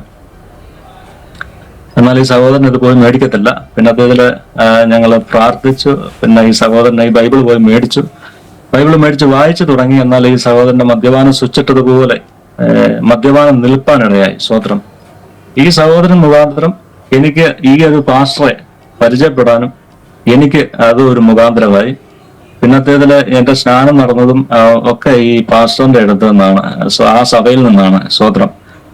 അങ്ങനെ അങ്ങനെ അങ്ങനെ ഒരു സാഹചര്യം ഉണ്ടായിരുന്നു. സ്തോത്രം. സ്തോത്രം. ഞാൻ പിന്നെ ജോലിക്കായിട്ട് കടന്നു 550 കിലോമീറ്റർ ദൂരെയാണ്. അവിടെ ചെന്ന് കഴിഞ്ഞപ്പോൾ ഞാൻ ദൈവസന്നിധിയിൽ ഇങ്ങനെ ചോദിക്കുമായിരുന്നു. അപ്പം ദൈവമേ, ഞാൻ ഒരിക്കൽ സ്നാനപ്പെട്ടതാണ്, ഞാൻ വീണ്ടും സ്നാനപ്പെടേണ്ട ആവശ്യമുണ്ടോ എന്ന് ഞാൻ ദൈവത്തോട് ചോദിക്കുമായിരുന്നു. അപ്പൊ എന്റെ ഒരിക്കൽ സ്നാനമെന്ന് ഞാൻ പറയുന്നത് ശിശു സ്നാനമാണ്. അത് എന്റെ ഉദ്ദേശത്തിൽ ഞാൻ ശിശു സ്നാനപ്പെട്ടതാണ്. ഇപ്പൊ എനിക്കിന്റെ സ്നാനത്തിന്റെ ഒന്നും ആവശ്യമില്ല എന്നുള്ള ഉദ്ദേശമായിരുന്നു. ആ ദൈവത്തോട് ഇങ്ങനെ ചോദിച്ചോണ്ടിരിക്കുമ്പോൾ ഞാൻ എപ്പം ബൈബിൾ പറഞ്ഞാലും എനിക്ക് അപ്പോസ്തലപ്രവൃത്തി 19-ാം അധ്യായമാണ് ലഭിക്കുന്നത്. അപ്പൊ ഇത് ഞാൻ ശ്രദ്ധിച്ച് വായിക്കുമ്പം അപ്പൊല്ലോസ് കൊരിന്തിലിരിക്കുമ്പോൾ പൗലോസ് ഉൾപ്രദേശങ്ങളോട് സഞ്ചരിച്ച് എഫെസോസിലെത്തി. അപ്പം ചില ശിഷ്യന്മാരെ കണ്ടു. അപ്പൊ നിങ്ങൾ വിശ്വസിച്ചിട്ട് പരിശുദ്ധാത്മാവിനെ പ്രാപിച്ച ആ ഒരു ഭാഗമാണ് വായിക്കുന്നത്. അപ്പൊ അതില് ഇങ്ങനെ പറയുന്നു, അവര് വീണ്ടും സ്നാനപ്പെട്ടു, പൗലോസ് കൈവച്ചപ്പോൾ അവര് പരിശുദ്ധാത്മാവിന്റെ അഭിഷേകം പ്രാപിച്ചു. അപ്പൊ ഞാൻ ചോദിച്ചത്, വീണ്ടും സ്നാനം ആവശ്യമാണോ? എനിക്ക് ലഭിച്ച വചനം വീണ്ടും സ്നാനം ആവശ്യമാണ് എന്നുള്ളൊരു വചനം തന്നെയാണ് ലഭിച്ചത്. അപ്പൊ എനിക്ക് മനസ്സിലായി വീണ്ടും സ്നാനം ആവശ്യമാണ്, ഞാൻ സ്നാനം ഏൽക്കേണ്ടതുണ്ട് എന്ന് മനസ്സിലായി. അതേസമയം തന്നെ ഈ അപ്പോസ്തലപ്രവൃത്തി 9-ാം അധ്യായം അതിന്റെ 17-ാം വാക്യവും എന്നോട് ദൈവം ഇടപെട്ടുകൊണ്ടിരുന്നു. ഈ പൗലോസിന് കാഴ്ചയില്ലാതിരിക്കുന്ന സന്ദർഭത്തിൽ അനന്യാസ് കടന്നു ചെല്ലുകയും അപ്പൊ അവിടെ എഴുതിയിരിക്കുന്നത്, കാഴ്ച ലഭിച്ച് അവൻ എഴുന്നേറ്റ് സ്നാനം ഏൽക്കുകയും ആഹാരം കൈക്കൊണ്ട് ബലം പ്രാപിക്കുകയും ചെയ്തു. അപ്പം കാഴ്ച ലഭിച്ചപ്പോൾ താൻ ആദ്യം ചെയ്തത് സ്നാനം ഏൽക്കുകയാണ് ചെയ്തത്. അപ്പൊ അതും ചിന്തിക്കുവാനിടയായി. അപ്പൊ സ്നാനം ആവശ്യമാണ് എന്ന് എനിക്ക് വ്യക്തമായിട്ടും വചനത്തിന്റെ അടിസ്ഥാനത്തിൽ ദൈവം മനസ്സിലാക്കി തന്നു. പിന്നെ കൊലോസ്യരുടെ ലേഖനം മറ്റുള്ളവർക്ക് വായിച്ചപ്പോൾ കൂടുതൽ അതിന്റെ ആഴങ്ങളിലേക്ക് പോകുവാനിടയായി. സ്തോത്രം. ഞാനപ്പോ ഈ സ്നാനപ്പെടാനുള്ള ആഗ്രഹം ഈ പാസ്റ്ററിനെ ഞാൻ വിളിച്ച് അറിയിച്ചു. പാസ്റ്റർ, എനിക്ക് സ്നാനപ്പെടാൻ ആഗ്രഹിക്കുന്നു, എന്ത് ചെയ്യണമെന്ന് ചോദിച്ചു. അപ്പം പാസ്റ്റർ പറഞ്ഞു, അത് അങ്ങനെ എളുപ്പം ചെയ്യേണ്ട ഒന്നല്ല, അത് പഠിക്കണം, സാവകാശം പഠിച്ചിട്ടൊക്കെ മതി എന്ന് പറഞ്ഞു. അങ്ങനെ എന്റെ ക്ലാസ്സുകളൊക്കെ അയച്ചു തന്നു. ഞാനത് എല്ലാം പഠിച്ചു. ഞങ്ങൾക്ക് രണ്ട് കൂട്ടർക്കും സാഹചര്യങ്ങളെല്ലാം ഒത്തു വന്നപ്പോൾ എന്നെ വിളിച്ചു, സ്നാനപ്പെടാനായിട്ട് വിളിച്ചു. സ്തോത്രം. അപ്പം ഞാൻ ഈ 550 കിലോമീറ്റർ യാത്ര ചെയ്ത് റിയാദിൽ ചെന്ന് വേണം സ്നാനപ്പെടാന്. സ്തോത്രം. അപ്പൊ അങ്ങനെ ഞാൻ ഈ സ്നാനപ്പെടാനുള്ള യാത്ര, അവിടുന്ന് ഒരു വാഹനം എടുത്തിട്ടാണ്, ഈ വാഹനത്തിൽ തന്നെ ഓടിച്ചാണ് ഞാൻ പോകുന്നത്. ഈ പോകുന്ന പോക്കിന് ഞാൻ ദൈവത്തോട് പാടുകയും പ്രാർത്ഥിക്കുകയും ദൈവത്തോട് സംസാരിക്കുകയൊക്കെ ചെയ്തുകൊണ്ട് പോകുക. അപ്പൊ ഞാൻ ദൈവത്തോട് ചോദിക്കുക, ദൈവമേ, എന്റെ പാപങ്ങളെ അങ്ങ് ക്ഷമിച്ചുവെങ്കിൽ എനിക്ക് അങ്ങൊരു അടയാളം അങ്ങ് തരണം, എന്റെ പാപങ്ങളെ ക്ഷമിച്ചു എന്നുള്ളതിനൊരു അടയാളം എനിക്ക് തരണം എന്നൊക്കെ പ്രാർത്ഥിച്ചുകൊണ്ട് പോയി. എന്റെ ചെവിയുടെ ഡയഫ്രത്തിന് വളരെ ചെറിയ പ്രായം മുതലേ അതിനൊരു ഹോൾ ഉണ്ടായിരുന്നു. ഇപ്പൊ പരുമല ഒരു ദ്വീപാണ്. പരുമലയുടെ ചുറ്റും നദിയാണ്. പക്ഷെ എനിക്ക് ആറ്റിലിറങ്ങി കുളിക്കാനൊന്നും പറ്റത്തില്ല, കാരണം ഈ ചെവിയുടെ ഈ പ്രശ്നം ഉള്ളതുകൊണ്ട്. അപ്പം ഞാൻ പാസ്റ്ററോട് പറഞ്ഞായിരുന്നു, എനിക്ക് ചെവിക്ക് ഇങ്ങനെ ഒരു പ്രശ്നമുണ്ട് പാസ്റ്റർ, പഞ്ഞിയൊക്കെ കരുതി വെക്കണമെന്ന് പറഞ്ഞായിരുന്നു. അപ്പൊ ഞാൻ വീട്ടിൽ നിന്ന് കുളിച്ചാൽ പോലും ചെവിക്കകത്ത് പഞ്ഞി വെച്ച് തല താഴ്ത്തി പിടിച്ചാ കുളിക്കുന്നത്. ഒരു തുള്ളി വെള്ളം ചെവിക്കകത്ത് വീണാല് ചെവി പൊട്ടിപ്പോകുന്ന വേദന എനിക്ക് ഉണ്ടാകാറുണ്ട്. 2013 ഞാൻ ഗുജറാത്തിൽ ജോലി ചെയ്യുന്ന സമയത്ത് ഞങ്ങള് ദമൻ ദ്വീപ് എന്ന് പറഞ്ഞ ഒരു കേന്ദ്ര ഗവൺമെന്റ് പ്രദേശം സന്ദർശിക്കാനായിട്ട് ഞങ്ങൾ കൂട്ടുകാരെല്ലാം പോയി. അപ്പൊ അവിടെ ഈ എല്ലാവരും മദ്യപിച്ചു. അപ്പൊ ഇവരെ മദ്യപിച്ച് ഓരോ തമാശകളൊക്കെ കാണിച്ച കൂട്ടത്തില് ഇവരെന്നെയും പിടിച്ച് കയ്യിലും കാലിലും പിടിച്ച് കടലിലോട്ട് വലിച്ചെറിയുവാനിടയായി. ഞാൻ ഓർക്കുന്നുണ്ട്, 3 മാസത്തോളം എന്റെ ചെവി പ്രോപ്പറായിട്ട് കേൾക്കാൻ കഴിയാതെ, ചെവിക്കകത്തുനിന്ന് പഴുപ്പ് വരുന്ന അങ്ങനെയുള്ള അസ്വസ്ഥതകൾ, എപ്പോഴും ഒരു മുഴക്കം പോലായിരുന്നു. അങ്ങനെയുള്ള അസ്വസ്ഥതകൾ ഉണ്ടായിരുന്നു എന്റെ ജീവിതത്തിൽ. എന്നാൽ സ്നാനപ്പെടാനായിട്ട് ഞാൻ സ്നാനക്കുളത്തിലേക്ക് ഇറങ്ങി, ദൈവത്തിൽ ആശ്രയിച്ചിറങ്ങി. പഞ്ഞിയൊന്നും വെച്ചില്ല. എന്നാൽ സ്നാനക്കുളത്തിൽ ഇറങ്ങിയപ്പോൾ ദൈവം പൂർണ്ണമായി എന്നെ സൗഖ്യമാക്കി. അത് ദൈവനാമ മഹത്വത്തിനായിട്ട് ഞാനത് പറയുന്നു. സ്തോത്രം. അവിടെ നിന്ന് സ്തോത്രം. അപ്പൊ ഈ സ്നാനപ്പെടാനുള്ള ആഗ്രഹം അറിയിച്ചപ്പോഴും ഒരു സംഭവം ഉണ്ടായി. പാസ്റ്റർ എന്ത് ചെയ്തു, പാസ്റ്റർ ഒരു ബ്രോഡ്കാസ്റ്റ് മെസ്സേജ് ഗ്രൂപ്പ്, അങ്ങനെ അദ്ദേഹം ഇങ്ങനെ എല്ലാവർക്കും അയക്കുന്ന കൂട്ടത്തില് പാസ്റ്റർ ഒരു മെസ്സേജ് ഇങ്ങനെ ഇട്ടു. അപ്പൊ ഞാൻ ഇതൊന്നും അറിയുന്നില്ല, പാസ്റ്റർ ഇങ്ങനെ മെസ്സേജ് ഇട്ട കാര്യമൊന്നും ഞാൻ അറിയുന്നില്ല. ഞാൻ രാവിലെ എഴുന്നേറ്റ് കുളിച്ച് നനച്ച് ഡ്യൂട്ടിക്ക് പോകാൻ വേണ്ടി റെഡിയാകുന്നു. ഉടുപ്പെല്ലാം ഇട്ടിട്ട് ഞാൻ വന്നു, ബൈബിൾ എടുത്തു. ബൈബിൾ തുറന്ന് വായിച്ചപ്പോൾ എനിക്ക് മത്തായി 10-ാം അധ്യായം 32-ാം വാക്യം എനിക്ക് ലഭിച്ചു. മനുഷ്യരുടെ മുമ്പിൽ എന്നെ ഏറ്റുപറയുന്ന ഏവനെയും എന്റെ പിതാവിന്റെ മുമ്പിൽ ഞാനും ഏറ്റുപറയും. അപ്പൊ എനിക്ക് പതിവില്ലാതെ ഇത് വീണ്ടും വീണ്ടും വായിക്കാൻ തോന്നി. വീണ്ടും വീണ്ടും വായിച്ചു. ഞാൻ ഡ്യൂട്ടിക്ക് പോകുമ്പോഴും ഈ വചനം എന്റെ ഉള്ളിൽ ഇങ്ങനെ വീണ്ടും വീണ്ടും ഇങ്ങനെ വന്നുകൊണ്ടിരുന്നു. സ്വതന്ത്രം. അപ്പൊ ഈ മെസ്സേജ് പാസ്റ്റർ അയച്ചത് ഞാൻ നേരത്തെ പറഞ്ഞ മദ്യപിക്കുന്ന ആ സുഹൃത്തിനും പാസ്റ്റർ ഫോർവേഡ് ചെയ്തായിരുന്നു. അപ്പൊ ഇദ്ദേഹം ജ്ഞാനായക്കാരനാണല്ലോ. അപ്പൊ അദ്ദേഹം പെട്ടെന്ന് എന്നെ വിളിച്ചു, രാവിലെ ഫോൺ ചെയ്തു. വിപിൻ ഭായി, നിങ്ങൾ സ്നാനപ്പെടാൻ പോവാണോ? ബന്ധുക്കോസുകാരെല്ലാം കൂടെ നിങ്ങളെ പറ്റിച്ചതാണോ എന്നൊക്കെ പറഞ്ഞ് ഇദ്ദേഹം വിളിച്ചു. അപ്പൊ ഞാൻ ആദ്യം പറഞ്ഞു, സഹോദര, ചേട്ടനോട് പറയരുത്, എന്റെ ജ്യേഷ്ഠനോട് പറയരുത് എന്ന് ആദ്യം ഞാൻ അദ്ദേഹത്തോട് ഇങ്ങനെ പറഞ്ഞു. അപ്പൊ അദ്ദേഹം പറഞ്ഞില്ലല്ല, ഞാൻ പറയും, അദ്ദേഹം എന്റെ കൂട്ടുകാരൻ എന്ന് എന്നോട് പറഞ്ഞു. പെട്ടെന്ന് ഈ വചനം എന്റെ ഉള്ളിലേക്ക് ചാട്ടവാറ് കൊണ്ട് അടിക്കുന്നത് പോലെ എന്റെ ഉള്ളിലേക്ക് ഇങ്ങ് വന്നു. മനുഷ്യരുടെ മുമ്പിൽ എന്നെ ഏറ്റു പറഞ്ഞു. അപ്പൊ ഈ വചനത്തിന്റെ അർത്ഥം എനിക്ക് മനസ്സിലായി. ഇപ്പൊ ഇദ്ദേഹത്തിന്റെ മുമ്പ് ഞാൻ ദൈവത്തെ ഏറ്റു പറയണം, എന്റെ വിശ്വാസത്തെ ഏറ്റു പറയണമെന്ന് എനിക്ക് മനസ്സിലായി. ഇപ്പൊ ഞാൻ പറഞ്ഞു, സഹോദര, ഞാൻ വചനം വായിച്ചു, ഇത് സത്യമാണെന്ന് എനിക്ക് മനസ്സിലായി, ഞാൻ സ്നാനപ്പെടുക തന്നെ ചെയ്യും, ആരോട് പറഞ്ഞാലും എനിക്ക് പ്രശ്നമില്ല എന്ന് പറഞ്ഞു. അപ്പൊ ഇദ്ദേഹം ഫോൺ കട്ട് ചെയ്തു. എന്റെ ജ്യേഷ്ഠനെ വിളിച്ചു. ജ്യേഷ്ഠൻ അന്നേരം വിളിച്ചു. അത് കഴിഞ്ഞ് ഞങ്ങളുടെ അന്ന് രാവിലെ മുതൽ വൈകിട്ട് വരെ ഞങ്ങളുടെ ബന്ധുക്കളായ പലരും എന്നെ വിളിച്ചുകൊണ്ടിരിക്കുകയായിരുന്നു. അന്ന് രാവിലെ മുതൽ വൈകിട്ട് വരെ ഞാൻ ഈ അറിഞ്ഞ സത്യം, മനുഷ്യരുടെ മുമ്പിൽ എന്റെ ദൈവത്തെ ഏറ്റു പറയുക എന്ന വചനം ഞാൻ അനുസരിക്കുകയായിരുന്നു. സ്വതന്ത്രം. അതുപോലെ തന്നെ 2021 ഏപ്രിൽ 16 എന്റെ 35-ാമത്തെ ജന്മദിനത്തിലാണ് ഞാൻ സ്നാനപ്പെടുന്നത്. സ്വതന്ത്രം. അത് നമ്മൾ കരുതി കൂട്ടിയൊന്നും ചെയ്തതല്ല. അത് ആ സാഹചര്യങ്ങൾ, അവിടെയും സ്നാനക്കുളവും എല്ലാം തയ്യാറായി വരണം. സൗദി ദേശമല്ലേ, അവിടെ സ്നാനക്കുളങ്ങളൊന്നുമില്ല. ഇങ്ങനെ സ്വിമ്മിംഗ് പൂളൊക്കെ ഉള്ള വീടുകളുണ്ട്. അപ്പം അതിൻ്റെ അകത്തൊക്കെയാണ് അവര് സ്നാനം ക്രമീകരിക്കുന്നത്. അങ്ങനെല്ലാം കൂടെ ചെയ്തു വന്നപ്പോൾ ആ ഒരു സമയമായിപ്പോയതാണ്. സ്തോത്രം. അങ്ങനെ ദൈവം എന്റെ പാപങ്ങളെ ക്ഷമിച്ചു എന്നുള്ളതിന് എനിക്കൊരു അടയാളത്തോടു കൂടി തന്നെ സ്നാനത്തില് ദൈവം എന്നോട് ഇടപെടുവാനിടയായി. സ്തോത്രം. ഞാൻ പിന്നെ ജോലിക്കായിട്ട് കയറിയല്ലോ. കമ്പനിയിലായാലും ഞാൻ ചെന്ന് കഴിഞ്ഞപ്പോൾ ഒരുപാട്, കാരണം ഞാൻ ഏകദേശം 4 വർഷത്തോളം ജോലിയില്ലാതെ ജോലിക്ക് കയറിയതാണ്. അപ്പൊ ആ കമ്പനി കയറി കർത്താവിന്റെ കൃപയാൽ ഒത്തിരി നന്നായിട്ട് ജോലി ചെയ്യുവാനൊക്കെ സഹായിച്ചു. അതേപോലെ ഞങ്ങള് ആ കമ്പനിയുടെ പർച്ചേസ് മാനേജർ ഉണ്ട്. ആ കമ്പനിയുടെ പർച്ചേസ് മാനേജർ അവിടെ ഇവർക്ക് പൈപ്പ് ലൈൻ ഇടുന്ന ജോലിയാണ്. അപ്പൊ ഈ എക്സ്കവേറ്റർ എന്ന് പറഞ്ഞ മെഷീൻ ഇവർക്ക് 8 മെഷീനോളം ഇവർക്ക് ആവശ്യമുണ്ട്. അപ്പൊ ഇത് വാടകയ്ക്കാണ് ഇവരെടുക്കുന്നത്.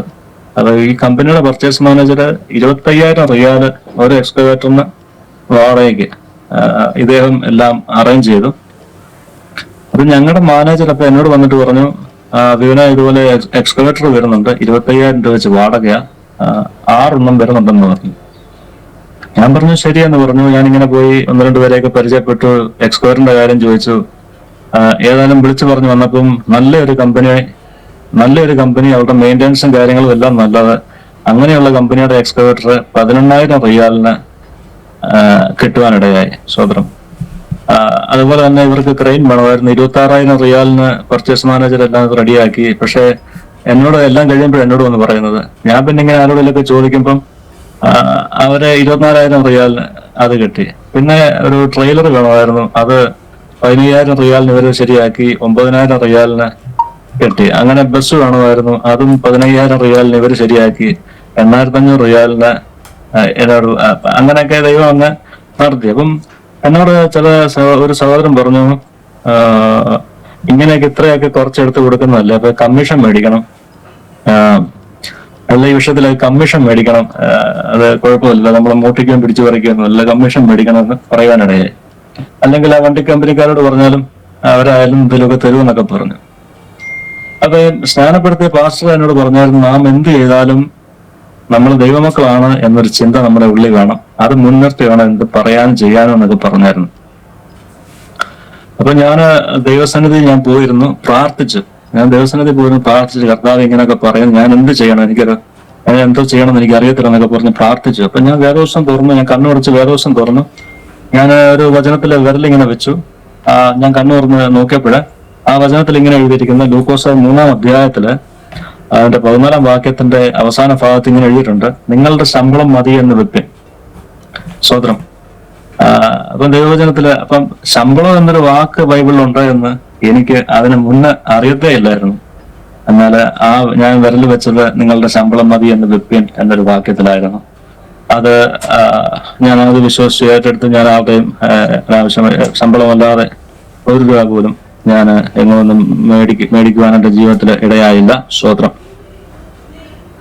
അതുപോലെ തന്നെ ജോലി സ്ഥലത്ത് ഒരു പാകിസ്ഥാനി സഹോദരൻ ഉണ്ടായിരുന്നു. ഈ സഹോദരൻ കൊറോണ കാരണം ഇദ്ദേഹത്തിന് ഈ വർക്ക് സ്റ്റാർട്ട് ചെയ്ത സമയത്ത് വരാൻ കഴിയത്തില്ലായിരുന്നു. ഇദ്ദേഹമായിരുന്നു കമ്പനിയുടെ സീനിയർ സ്റ്റാഫ്.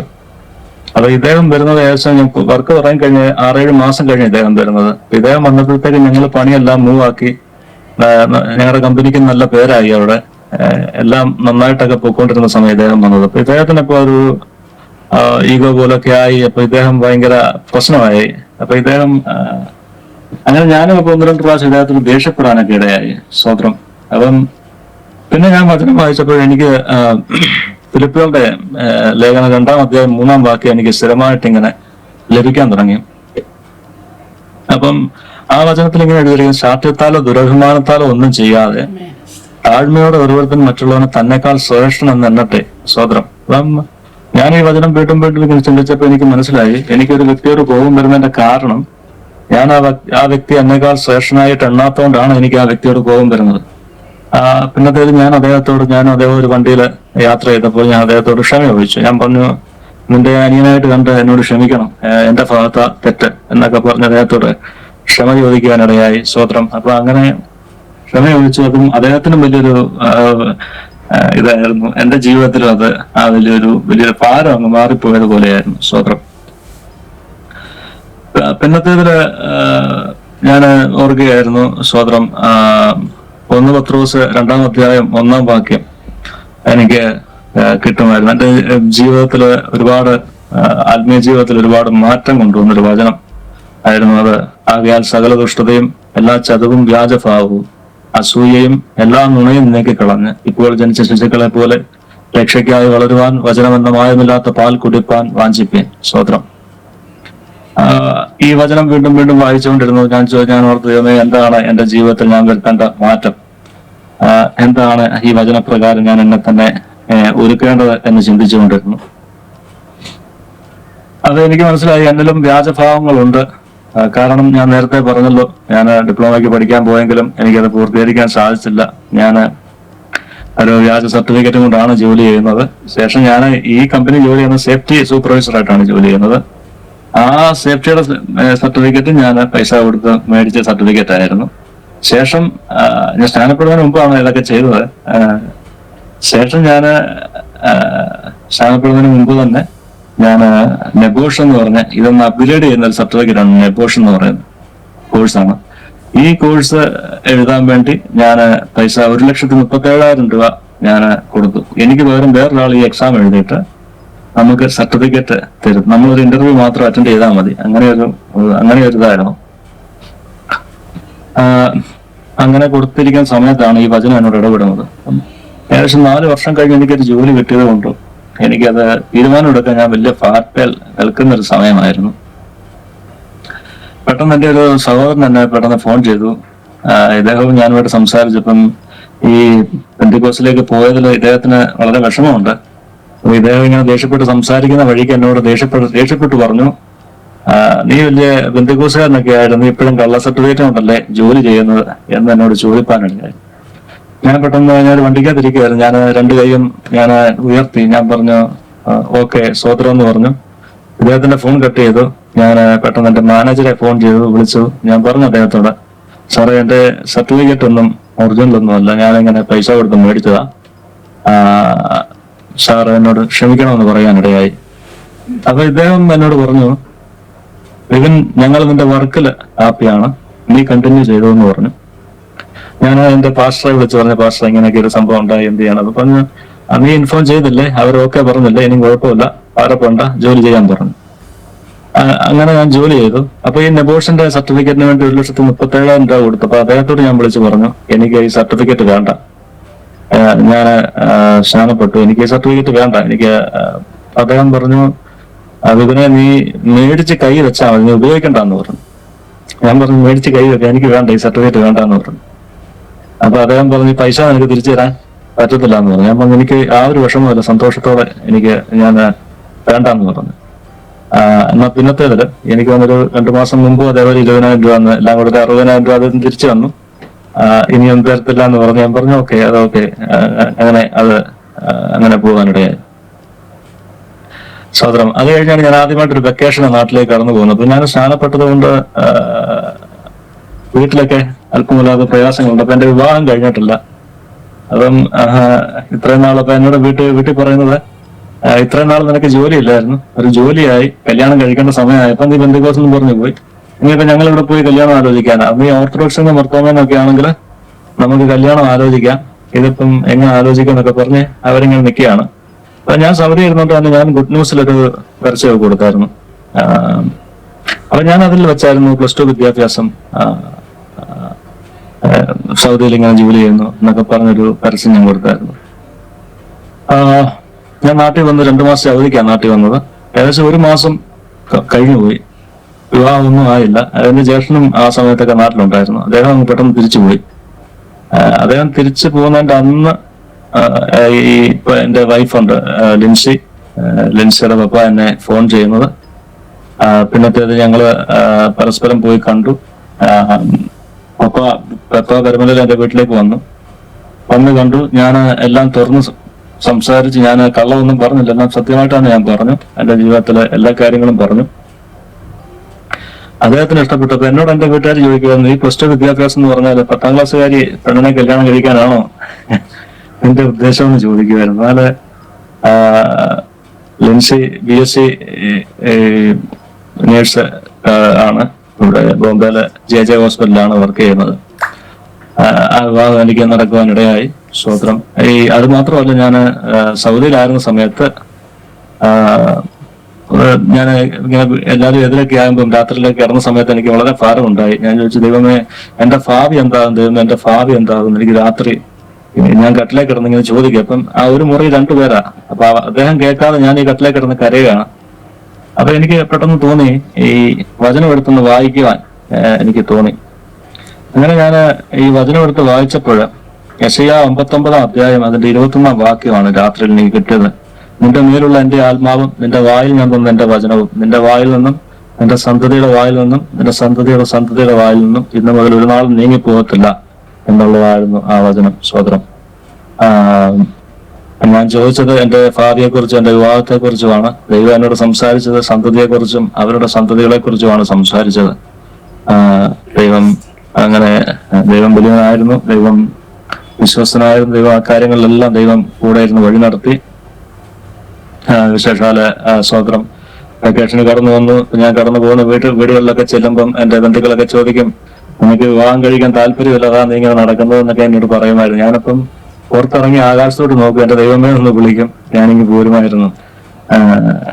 അപ്പൊ എന്നോട് പറയായിരുന്നു, നീ ബന്ധുക്കോസിനൊക്കെ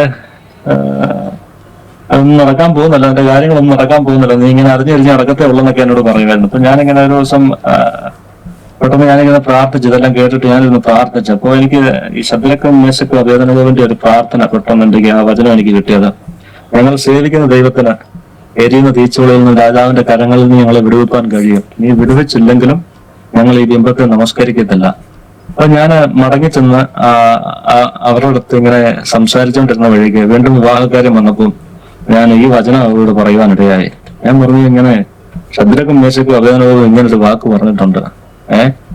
അപ്പൊ ഇനി വിടുവിച്ചില്ലെങ്കിലും, അത് ഇനി എന്റെ കല്യാണം നടന്നില്ലെങ്കിലും, അല്ല എന്റെ ജീവിതത്തിൽ മാറ്റം ഉണ്ടായില്ലെങ്കിലും, ഞാൻ ഈ ദൈവത്തെ അല്ലാതെ വേറൊരു ദൈവത്തെ ഞാൻ സേവിക്കത്തില്ല എന്ന് പറയുവാനിടയായി. സ്തോത്രം. എന്നാൽ കല്യാണം പെട്ടെന്ന് വന്നു. ലിൻസിയോടുള്ള ബന്ധത്തിലായാലും ഇതുപോലെ ലിൻസിയുടെ ഒരു ബന്ധു ഇങ്ങനെ പറയുവാനിടയായി, നീ നോക്കിയിരുന്നോ എന്നെ വിവാഹം കഴിക്കാൻ വിമാനം പിടിച്ച ആള് വരുമെന്ന് ലിൻസിയോടെ ഇങ്ങനെ പറയാനിടയായിരുന്നു. സ്തോത്രം. എന്നാല് ഞാന് ലിൻസിയെ കാണാൻ വേണ്ടി എനിക്ക് ബോംബെ വന്ന് പെണ്ണ് കാണേണ്ടതായിട്ട് വന്നു. കാരണം ലിൻസിക്ക് അവധി കിട്ടിയില്ല.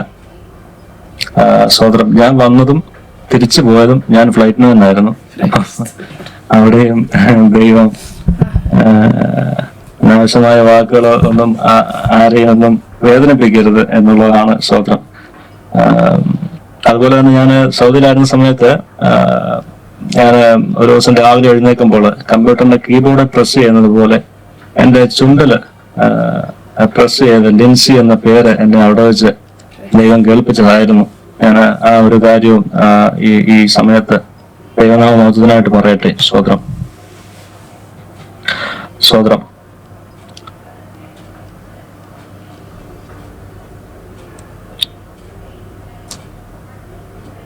അതുപോലെ തന്നെ ഞാൻ ആ വെക്കേഷൻ നാട്ടിൽ വന്നു കഴിഞ്ഞപ്പോൾ എനിക്ക് വേണ്ടപ്പെട്ട ഒരു വ്യക്തി വീട്ടിൽ വന്നു. അദ്ദേഹത്തിന് ഞങ്ങൾ ഇങ്ങനെ പെന്തക്കോസ്തിൽ പോയി എന്നുള്ളത് ഞങ്ങളുടെ കുടുംബത്തിന്റെ മാനം കളഞ്ഞു, അല്ലെങ്കിൽ മറ്റു പല വിധത്തിൽ അദ്ദേഹം എന്നെ ഒരുപാട് ഷൗട്ട് ചെയ്യുകയും ഒരുപാട് വഴക്ക് പറയുകയും ചീത്ത വിളിക്കുകയും ശപിക്കുകയും ഒക്കെ ചെയ്തു ഒരുപാട്.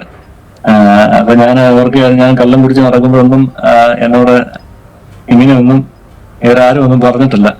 അത് ഞാനൊരു വിശ്വാസം തിരഞ്ഞെടുത്തതിന്റെ പേരില്, ഈ സത്യം അറിഞ്ഞതിന്റെ പേരില് എന്നെ ഇങ്ങനെയൊക്കെ പറഞ്ഞു. ഞാൻ ചിരിച്ചുകൊണ്ട് ഷെയ്ക്ക് ഹാൻഡ് എല്ലാം കൊടുത്ത് അദ്ദേഹത്തെ യാത്രയാക്കി. അദ്ദേഹം പോയി കഴിഞ്ഞ് ഞാൻ റൂമിലേക്ക് ചെന്ന് എനിക്ക് ഒത്തിരി വിഷമമായി. ഞാനത് ഇരുന്ന് കരഞ്ഞു. ഞാൻ പ്രാർത്ഥിച്ച ദൈവസന്നിധിയില് ഞാൻ ബൈബിൾ തുറന്നപ്പോൾ എനിക്ക് കിട്ടിയ വചനം 2 ശമൂവേൽ 16-ാം അധ്യായം അതിന്റെ 12-ാം വാക്യമാണ് എനിക്ക് കിട്ടിയത്. അതിലിങ്ങനെ എഴുതിയിരിക്കുന്ന യഹോവയുടെ സങ്കടം നോക്കി ഇന്നത്തെ ഇവന്റെ ശാപത്തിന് പകരം അനുഗ്രഹം നൽകും എന്നൊരു വചനമായിരുന്നു. ഒറ്റ സെക്കൻഡില് എന്റെ സകല വിഷമവും നിരാശയും എല്ലാം മാറിപ്പോയി എന്നുള്ളതായിരുന്നു. സ്തോത്രം, സ്തോത്രം. ശേഷം ഞാൻ സൗദിയിലേക്ക് മടങ്ങിപ്പോകാനിടയായി. സൗദിയിലേക്ക് മടങ്ങി ചെന്നു. അവിടെ ഏകദേശം ഒരു വർഷത്തിനകം തന്നെ ഞാൻ അവിടുന്ന് റിസൈൻ ചെയ്ത് ഞാൻ മടങ്ങി വരുവാനിടയായി. സൗദിയിൽ ഞാൻ മുന്നമേ പറഞ്ഞില്ല, ഞാൻ 550 കിലോമീറ്റർ ദൂരെ ഞാൻ ജോലി ചെയ്യുന്ന സമയത്ത് എനിക്ക് ആരാധനയ്ക്ക് പോകാനുള്ള സ്വാതന്ത്ര്യം വളരെ കുറവായിരുന്നു. 1 മാസത്തിലോ 2 മാസത്തിലോ ഒരിക്കൽ ഞാൻ ഈ വാഹനം ഓടിച്ചു വേണം അവിടെ പോയി മടങ്ങി വരാന്. അപ്പൊ എപ്പോഴും ഒന്നും വാഹനം കിട്ടിയെന്ന് വരത്തില്ല. അപ്പൊ അങ്ങനെയൊക്കെ ആയപ്പോ എനിക്ക് എപ്പോഴും പറ്റത്തില്ലായിരുന്നു. ശേഷം ഞാൻ ഇവിടുന്ന് മടങ്ങി ചെന്ന് കഴിഞ്ഞപ്പോൾ എനിക്ക് ട്രാൻസ്ഫർ ആയിട്ട് ഞാൻ ജിദ്ദ സിറ്റി വന്നപ്പോ എനിക്ക് ജിദ്ദയില് അവിടെ ഒരു നല്ല ആരാധന കിട്ടി. ആ ആരാധന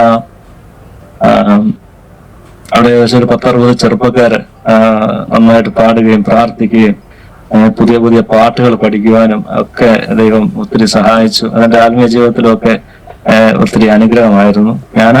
ഞാനൊന്നും അറിയാത്ത ഒരാളെ പോലെ ഞാൻ പോയിരിക്കും, പാട്ടുകൾ പഠിക്കും, പ്രാർത്ഥിക്കും, സന്തോഷമായിട്ട് തിരിച്ചു പോരും.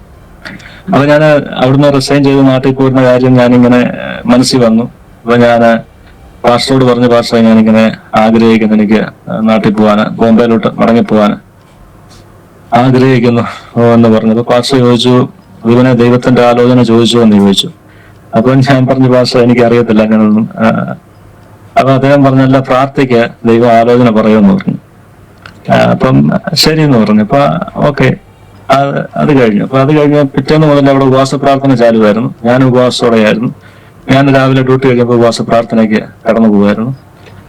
ഉപവാസ പ്രാർത്ഥനയുടെ ആദ്യത്തെ ദിവസം വന്നു ദൈവദാസൻ, നാട്ടിൽ നിന്ന് വന്ന ദൈവദാസന. എന്നെ യാതൊരു പരിചയമില്ല. ഞാൻ അവിടെ ചെന്നിങ്ങനെ ഇരുന്നു. അദ്ദേഹം വചനം വായിച്ച് ശുശ്രൂഷിക്കുന്നതിന് മുമ്പ് തന്നെ ഓടി എന്റെ അടുത്തോട്ട് വന്ന് തോളത്ത് കൈവച്ചു. എന്നിട്ട് പറഞ്ഞു, നിന്നെ ഞാൻ ഈ ദേശത്ത് കൊണ്ട് മറിക്കും, മറ്റൊരു ദേശത്തേക്ക് അയക്കുകയാണ്, അത് എന്റെ ആലോചനയാണ്, നീ ധൈര്യമായിട്ട് പോകൂ എന്ന് പറയാനിടയായി. സ്തോത്രം. അപ്പൊ അങ്ങനെ അവിടെയും ദൈവത്തിന്റെ ആലോചനയാല് ദൈവം എന്നെ വഴി നടത്തി എന്നുള്ളതാണ്. സ്തോത്രം, സ്തോത്രം. ഞാൻ തിരിച്ച് ബോംബെയുടെ ദേശത്ത് വന്നു. വൈഫിന്റെ ഒക്കെ വീട് ഇവിടെ ഉണ്ട്. അവരവിടെയാണ് താമസിക്കുന്നത്. ഞാൻ ആദ്യം അവിടെ വന്നാണ് നിന്നത്. ഏകദേശം 3-4 മാസത്തോളം അവിടെ നിന്നു. ശേഷം ഈ നൈകാവിന്റെ ദേശത്ത് ഒരു ഭവനം മേടിക്കുവാന് ദൈവം സഹായിച്ചു. സ്തോത്രം. സാഹചര്യങ്ങള് ലോൺ എടുത്തിട്ടാണ്, എന്നാൽ പോലും ദൈവം ഒരു ഭവനം മേടിക്കാനൊക്കെ ദൈവം സഹായിച്ചു. ആയതുപോലെ തന്നെ തലമുറയുമായുള്ള ബന്ധത്തോട് അനുബന്ധിച്ച് പറഞ്ഞാല് വൈഫിന് PCOD അസ്വസ്ഥത ഉണ്ടായിരുന്നു. അപ്പം ഡോക്ടറെ പോയി കണ്ടപ്പോൾ ഡോക്ടർ പറഞ്ഞു, ഇതുപോലെ ശരീരത്തിന്റെ ഭാരം കുറയ്ക്കണം, അതുപോലെ PCOD നിയന്ത്രിക്കണമെങ്കിൽ കുഞ്ഞുങ്ങളൊക്കെ ആകത്തുള്ളൂ എന്ന് പറയുവാനിടയായി. എന്നാലും ഞങ്ങൾ ഈ വിഷയം പ്രാർത്ഥനയിൽ വെച്ചു. അടുപ്പിച്ച് മൂന്ന് അനുഭവങ്ങൾ, അതായത് ഞങ്ങളുടെ കടന്നു പോകുന്ന സഭയിൽ ചെന്നപ്പോൾ അവിടുത്തെ ദൈവദാസൻ ആരാധനയ്ക്കിടയിൽ ഒരു ദൂത് പറയുവാനിടയായി, തലമുറയോർത്ത് ഭാരപ്പെടുന്ന കുടുംബത്തിന് അടുത്ത വർഷം ഇതേ സമയം ഒരു തലമുറയുമായി കടന്നു വരുമെന്ന് പറയുവാനിടയായി.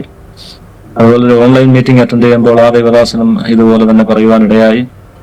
മൂന്നാമതായി എൻ്റെ ഒരു സുഹൃത്ത് തൃശ്ശൂരുള്ളൊരു രാജൻ മുടിക്കോട് എന്ന് പറഞ്ഞൊരു സഹോദരനുണ്ട്.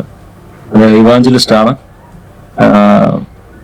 അദ്ദേഹത്തോട് ഞാൻ ഈ പ്രാർത്ഥനാ വിഷയം പറഞ്ഞിട്ടുണ്ടായിരുന്നു. അപ്പൊ അദ്ദേഹം വളരെ ആത്മാർത്ഥമായിട്ട് ആ വിഷയങ്ങൾ ഏറ്റെടുത്ത് പ്രാർത്ഥിക്കുന്നുണ്ടായിരുന്നു. അപ്പം ഒരു ദിവസം വെളുപ്പിനെ 3 മണിക്ക് അദ്ദേഹം എഴുന്നേറ്റ് പ്രാർത്ഥിക്കുമ്പോൾ അദ്ദേഹം ഒരു ദർശനം കണ്ടു. എനിക്കത് വാട്സപ്പിൽ അദ്ദേഹം ഒരു വോയിസ് മെസ്സേജാണ് അയക്കുന്നത്. ആ വോയിസ് മെസ്സേജ് ഇങ്ങനെയായിരുന്നു: വിംബ്രവറെ, ഞാൻ പ്രാർത്ഥിച്ചു കൊണ്ടിരുന്നപ്പോൾ ഒരു ദർശനം കണ്ടു. കഴുത്തിന്റെ ഉത്തരത്തിലൊരു പൈതൽ ഉരുവായിട്ടുണ്ട്, നിങ്ങൾ പോയി ചെക്ക് ചെയ്യണമെന്ന് പറഞ്ഞു. അപ്പം ഞങ്ങളിവിടെ വന്നു, ചെക്ക് ചെയ്തു കഴിഞ്ഞപ്പോൾ അത് പോസിറ്റീവ് ആയിരുന്നു. അങ്ങനെ ദൈവത്തിന്റെ ആലോചന ആ വിഷയത്തിലും പ്രാപിപ്പാനും ഒക്കെ ദൈവം സഹായിച്ചു. സ്വത്രം. സ്വത്രം. ഈ കഴിഞ്ഞ അവസാന ഈ കഴിഞ്ഞ ഇപ്പം ജാനുവരി, ഞാൻ ഈ ലാസ്റ്റ് വെക്കേഷൻ ഇപ്പം കുഞ്ഞായി കഴിഞ്ഞ കുഞ്ഞിനെ ഒന്ന് കൊണ്ടുപോയി വീട്ടിലൊന്നും കാണിച്ചില്ലായിരുന്നു. ഞാൻ കുഞ്ഞിനെയൊക്കെ ഒന്ന് കാണിക്കാനായിട്ടൊക്കെ ആയിട്ട് നാട്ടിലേക്കൊന്ന് കടന്നു പോയായിരുന്നു. സ്വത്രം. അവിടെ കടന്നു ചെന്ന് കഴിഞ്ഞപ്പോൾ പെട്ടെന്ന് തന്നെ ഒരു മുറ്റത്ത് കൺവെൻഷനൊക്കെ ഒന്ന് ക്രമീകരിപ്പാൻ ദൈവം കൃപ ചെയ്തു. അത് നമ്മൾ സ്വന്തം മഹത്വത്തിനായിട്ടൊന്നും പറയുകയല്ല, അതൊരു സാക്ഷ്യത്തിനായിട്ട് പറയുകയാണ്. സ്വത്രം.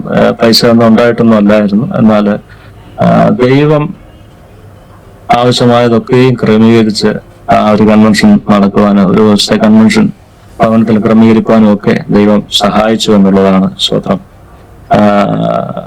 അതുപോലെ തന്നെ 2-3 പ്രാവശ്യം പരസ്യയോഗം പരുമല കേന്ദ്രീകരിച്ച് നടത്തുവാനും ദൈവം സഹായിച്ചു. അതുപോലെ തന്നെ കൺവെൻഷനായിട്ട് ചില ഭവനങ്ങളിൽ കയറി ഇറങ്ങി അവരെയൊക്കെ ഇൻവൈറ്റ് ചെയ്യുവാന് ദൈവം സഹായിച്ചു. ഇതൊക്കെ ദൈവം നിന്ന് കൃപയ്ക്കെത്തവണ്ണമാണ്. ദൈവം സഹായിച്ചു. കൺവെൻഷനായാലും പലരും ചോദിച്ചായിരുന്നു, ആരാ 150 കസേര എടുത്തു. അപ്പൊ 150 കസേര എടുത്തപ്പം ചിലർ ചോദിച്ചു, 30-40 പേര് വരുമായിരുന്നു, 150 കസേര എന്തിനാ എടുക്കുന്നതെന്ന് ചോദിച്ചു. എന്നാല് 150 മേൽ ആള് അവിടെ കടന്നു വരുവാനും സംബന്ധിപ്പാനും ഒക്കെ ഇടയായി. അതുപോലെ തന്നെ കൺവെൻഷനെ കുറിച്ച് ആലോചിച്ചപ്പം ആദ്യമേ പ്രാർത്ഥിക്കുന്ന ഒരു പ്രാർത്ഥനയായിരുന്നു, ദൈവമേ പാപത്തെ കുറിച്ച്, ന്യായവിധിയെ കുറിച്ചൊക്കെ ദൈവമേ ആ ഒരു ശബ്ദം കർത്താവ് ദേശത്ത് കേൾപ്പിക്കണമെന്ന്. എന്നാൽ നമ്മൾ ആ ദേവദാസനോടൊന്നും പറഞ്ഞതല്ല. ആ കടന്നു വന്ന ദേവദാസൻ പാപത്തെ കുറിച്ചാണ്, അതിനെക്കുറിച്ച് തന്നെയാണ് അവിടെ പ്രസംഗിച്ചത് എന്നുള്ളതും ഇതിനോട് ചേർത്ത് വായിക്കുമ്പോൾ അതൊക്കെ ഒരു ദൈവത്തിന്റെ നീതിയായിട്ട് എനിക്ക് തോന്നുകയാണ്. സ്വത്രം. അല്പമായിട്ടപ്പം ഞങ്ങളായിരിക്കുന്ന സഭയിലൊക്കെ അല്പമായിട്ട് ദൈവവചനം ശുശ്രൂഷിക്കുവാനൊക്കെ എനിക്ക് അങ്ങനെ വലിയ കഴിവോ അങ്ങനെ വലിയൊരു മിടുക്കോ ഒന്നും ഉള്ളൊരു വ്യക്തിയല്ല. ഞാൻ മദ്യപിച്ച് നടക്കുന്ന സമയത്ത് ഒരുപാട് ഉൾവലിഞ്ഞു പോയൊരു വ്യക്തി ജീവിതമായിരുന്നു. സ്വത്രം. എന്നാൽ ദൈവം കുറേശ്ശെയായി ദൈവം കരം പിടിച്ച് ഞങ്ങൾ ഈ പോകുന്ന സഭയിലായാലും ദൈവദാസൻ വചനം സംസാരിക്കുവാനൊക്കെ അല്പസമയങ്ങളൊക്കെ വേർതിരിക്കും. അങ്ങനെ ആത്മീയമായിട്ടും മുമ്പോട്ട് പോകുന്നു. ഇപ്പൊ ഈ ദേശത്തായിരിക്കുന്നു. ഈ ദേശത്തും ദൈവനാമം മഹത്വത്തിനായിട്ട് ജീവിക്കുവാൻ ആഗ്രഹിക്കുന്നു. ഇതിന് മുമ്പോട്ടുള്ള ജീവിതം ദൈവത്തിന്റെ കരങ്ങളിൽ സമർപ്പിക്കുന്നു. സ്വതന്ത്രം. അതുപോലെ തന്നെ ഞാൻ പലപ്പോഴും ചിന്തിക്കാറുള്ള ഇത്രയൊക്കെയാണ് എൻ്റെ ജീവിതത്തിലെ സാക്ഷ്യം. സ്വതന്ത്രം. ഞാൻ ഒരു വചനത്തിൽ നിന്നൊരു ചെറിയൊരു ചിന്ത ഞാൻ ഒന്ന് പറയുവാൻ ആഗ്രഹിക്കുന്നു. കാരണം സഭാപ്രസംഗയുടെ പുസ്തകം അതിന്റെ 7-ാം അധ്യായം 8-ാം വാക്യത്തില് ഇങ്ങനെ പറയുന്നുണ്ട്, ഒരു കാര്യത്തിന്റെ ആരംഭത്തെക്കാൾ അതിന്റെ അവസാനം നല്ലത്. സ്വതന്ത്രം. ഒരു കാര്യത്തിന്റെ ആരംഭത്തെക്കാൾ അതിന്റെ അവസാനം നല്ലത് എന്ന് പറയുന്നു. സ്വതന്ത്രം. ഇത് പ്രത്യേകിച്ച് വിശ്വാസ ജീവിതത്തിലായാലും നമ്മള് ഈ ലോകം മുഴുവൻ അറിഞ്ഞ് വലിയ സാക്ഷ്യം പറഞ്ഞ് വലിയ ആരംഭമായിരിക്കും വിശ്വാസ ജീവിതത്തിൽ. എന്നാൽ പിന്നത്തേതില് വീണു പോകാനും നശിച്ചു പോകാനും ഒക്കെ സാധ്യതയുണ്ട്. അപ്പം ഈ വിശ്വാസ ജീവിതം ഏറെ ശ്രദ്ധയോടെ ഓടണം. അതുകൊണ്ടാണ് പൗലോസ് അപ്പോസ്തലൻ പറയുന്നത്, നിൽക്കുന്നുവെന്ന് തോന്നുന്നവൻ വീഴാതിരിപ്പാൻ സൂക്ഷിക്കട്ടെ എന്ന്. സ്വതന്ത്രം. നമുക്കറിയാം, ഈ 1 രാജാക്കന്മാരുടെ പുസ്തകത്തില് നമുക്ക് അതിന്റെ 6-ാം അധ്യായം 6-ാം അധ്യായത്തിലെ 38-ാം വാക്യത്തിൽ ഇങ്ങനെ പറയുന്നുണ്ട്, ഈ ശലോമോൻ എന്ന് പറയുന്ന വ്യക്തി തന്റെ ദൈവം സകലവിധ ജ്ഞാനം കൊണ്ടും നിറച്ച ഒരു വ്യക്തി ജീവിതമായിരുന്നു. എന്നാൽ താൻ 2 പ്രാവശ്യം തനിക്ക് ദൈവം പ്രത്യക്ഷനാവുകയും ദൈവം നേരിട്ട് തന്റെ കൽപ്പനകൾ പ്രമാണിക്കണമെന്ന് തന്നോട് പറയുകയൊക്കെ ചെയ്ത വ്യക്തിയായിരുന്നു. സ്വോത്രം. എന്നാൽ താൻ പിന്നത്തേതില് താൻ വീണു പോകുവാനിടയായി. സ്വോത്രം. താൻ വീണു പോയതില് പലവിധമായ വിഷയങ്ങളിലാണ്. ഒരു വിഷയമാണ് ഞാൻ ഇവിടെ നിന്ന് ഓർമ്മിപ്പിക്കുന്നത്. അതിന്റെ 6-ാം അധ്യായം 38-ാം വാക്യത്തിൽ ഇങ്ങനെ എഴുതിയിരിക്കുന്നു, അവൻ 7 ആണ്ട് കൊണ്ട് അത് പണി തീർത്തു. സ്വോത്രം. ദൈവത്തിന്റെ ആലയത്തെ കുറിച്ചാണ് പറയുന്നത്. ദൈവത്തിന്റെ ആലയം 7 ആണ്ട് കൊണ്ട് ശലോമോൻ പണി തീർത്തു. 7-ാം അധ്യായം 1-ാം വാക്യത്തിൽ ഇങ്ങനെ പറയുന്നു, ശലോമോൻ തന്റെ അരമന 13 ആണ്ട് കൊണ്ട് പണിതു. സ്വോത്രം. അവൻ ദൈവത്തിന്റെ ആലയം പണിതു. അതിന്റെ ഇരട്ടി സമയത്തോളം എടുത്ത് തന്റെ സ്വന്തം മഹത്വം ജനങ്ങൾക്ക് മുമ്പിൽ പ്രദർശിപ്പിക്കുവാൻ താൻ 13 ആണ്ടെടുത്ത് തന്റെ സ്വന്തം അരമന താൻ പണിയുവാനിടയായി. സ്വോത്രം. ഇവിടെ 1 രാജാക്കന്മാർ 11-ാം അധ്യായത്തില് അതിന്റെ 4-ാം വാക്യത്തിൽ ഇങ്ങനെ എഴുതിയിരിക്കുന്നു, ശലോമോൻ വയോധികനായപ്പോൾ ഭാര്യമാർ അവന്റെ ഹൃദയത്തെ അന്യദേവന്മാരിലേക്ക് വശീകരിച്ചു. അവന്റെ ഹൃദയം അവന്റെ അപ്പനായ ദാവീദിന്റെ ഹൃദയം പോലെ തന്റെ ദൈവമായ യഹോവയെങ്കിൽ ഏകാഗ്രമായിരുന്നില്ല. സ്വോത്രം. അവന്റെ 11-ാം അധ്യായം 11-ാം വാക്യത്തിൽ ഇങ്ങനെ പറയുന്നു, യഹോവ അവനോട് കോപിച്ചു. യഹോവ ശലോമോൻ അരുളി ചെയ്തത് എന്തെന്നാൽ, എന്റെ നിയമവും ഞാൻ നിന്നോട് കൽപ്പിച്ച കൽപ്പനകളും നീ പ്രമാണിച്ചില്ല എന്നുള്ള സംഗതി നിന്റെ പേരിലിരിക്കുന്നുണ്ട്. ഞാൻ രാജ്യത്ത് നിങ്ങളിൽ നിന്ന് നിശ്ചയമായി പറിച്ച് നിന്റെ ദാസന് കൊടുക്കും. സ്വോത്രം. അവൻ ശലോമോന് എത്രയധികം ജ്ഞാനം ദൈവം കൊടുത്തു, എത്രയധികം അറിവ് കൊടുത്തു, എല്ലാം കൊടുത്തുവെങ്കിലും ശലോമോന് അവസാനത്തേതില് താൻ വീണു പോകുവാൻ ഇടയായി. തന്റെ സ്വന്തം മഹത്വം അന്വേഷിച്ചപ്പോഴും താൻ അനേക ഭാര്യമാരെ എടുത്തപ്പോഴും ഇങ്ങനെയൊക്കെയുള്ള വിഷയങ്ങൾ അദ്ദേഹം വീണു പോകുവാനും ദൈവത്തിൽ നിന്ന് സ്വോത്രം രാജ്യത്വം അദ്ദേഹത്തിൽ നിന്ന് പറിച്ച് തന്റെ ദാസന്മാർക്ക് കൊടുക്കുവാനും ഒക്കെ ഇടയായി തീർന്നു എന്നുള്ള കാര്യം നാം മറന്നു പോകും. നമ്മുടെ വിശ്വാസ ജീവിതത്തിലും സ്വോത്രം നമ്മൾ പലപ്പോഴും നമ്മുടെ സ്വന്തം മഹത്വം അന്വേഷിക്കുന്നവരായി നാം തീരരുത് എന്നുള്ളതാണ്. സ്വോത്രം. എന്തെങ്കിലും ദൈവനാമത്തിൽ നാം ചെയ്തു കഴിഞ്ഞാൽ ഒരിക്കലും ആ വിഷയങ്ങളൊന്നും പ്രശംസിക്കരുത് എന്നുള്ളൊരു കാര്യവും നാം ഈ സമയത്ത് നമ്മൾ ഓർക്കണം. സ്വോത്രം. ഈ ലൂക്കോസ് 17-ാം അധ്യായത്തില് അതിന്റെ 10-ാം വാക്യത്തിൽ പറയുന്നുണ്ട്, ഞങ്ങൾ പ്രയോജനമില്ലാത്ത ദാസന്മാർ ചെയ്യേണ്ടത് ചെയ്തിട്ടുള്ളതെന്ന് നിങ്ങളും പറയും. സ്വോത്രം. നമ്മൾ ചെയ്തതും നമ്മൾ പറഞ്ഞതുമായ കാര്യങ്ങൾ ഈ ദൈവനാമ മഹത്വത്തിനായിട്ട് പറയുന്നതല്ലാതെ നമ്മൾ സ്വന്തം മഹത്വത്തിനായിട്ടോ നമ്മുടെ സ്വന്തം പുകഴ്ചയ്ക്കായിട്ടോ ഒന്നും നാം പറയരുത് എന്നുള്ളതാണ്. സ്വോത്രം. മത്തായി 6-ലും നമുക്ക് അത് കാണാൻ സാധിക്കും. മനുഷ്യർ കാണേണ്ടതിന് നിങ്ങളുടെ നീതി അവരുടെ മുമ്പിൽ ചെയ്യാതിരിക്കുവാൻ സൂക്ഷിക്കണം, അല്ലെങ്കിൽ നിന്റെ മുമ്പിൽ കാഹളം ഊതിക്കരുത് എന്ന് ദൈവം അവിടെ പറയുന്നു. പൗലോസ് അപ്പോസ്തലൻ തനിക്ക് പ്രശംസിപ്പാൻ അനവധി കാര്യങ്ങൾ അദ്ദേഹം പറയുന്നുണ്ട്. എന്നാൽ പറയുന്നു, താൻ ക്രിസ്തു നിമിത്തം തനിക്ക് ലാഭമായിരുന്നതൊക്കെയും താൻ ഛേദമെന്ന് എണ്ണുന്നു എന്ന് പൗലോസ് അപ്പോസ്തലൻ പറയുന്നു. തന്റെ നിര്യാണ കാര്യം അടുത്തപ്പോൾ താൻ വിശ്വാസത്തിൽ ധൈര്യത്തോടെ താൻ പറയുന്നുണ്ട്. സ്വോത്രം.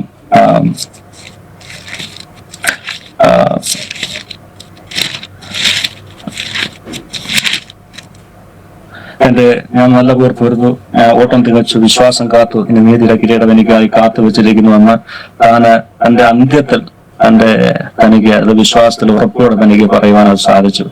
സ്വോത്രം. തന്റെ യൗവനത്തില് താൻ ഒരിക്കലും ഇങ്ങനെ പറഞ്ഞില്ല. താൻ പറഞ്ഞു നിൽക്കുന്നെന്ന് തോന്നുന്നു, വീഴാതിരിപ്പാൻ സൂക്ഷിക്കട്ടെ, അല്ലെങ്കിൽ ശ്രദ്ധയോടെ സ്ഥിരതയോടെ നിങ്ങളുടെ ഓട്ടം ഓടണം എന്നൊക്കെയാണ് അദ്ദേഹം പറഞ്ഞത്. സ്വോത്രം. ഇത് നമുക്കും നമ്മുടെ ജീവിതത്തിലും ഈ വചനങ്ങളെയൊക്കെ മുറുകെ പിടിക്കാം. നമ്മുടെ വിശ്വാസ ജീവിതം വളരെ ശ്രദ്ധയോടെ ഓടാം. സ്വോത്രം. ഈ വചനങ്ങൾ ദൈവം അനുഗ്രഹിക്കട്ടെ. സ്വോത്രം.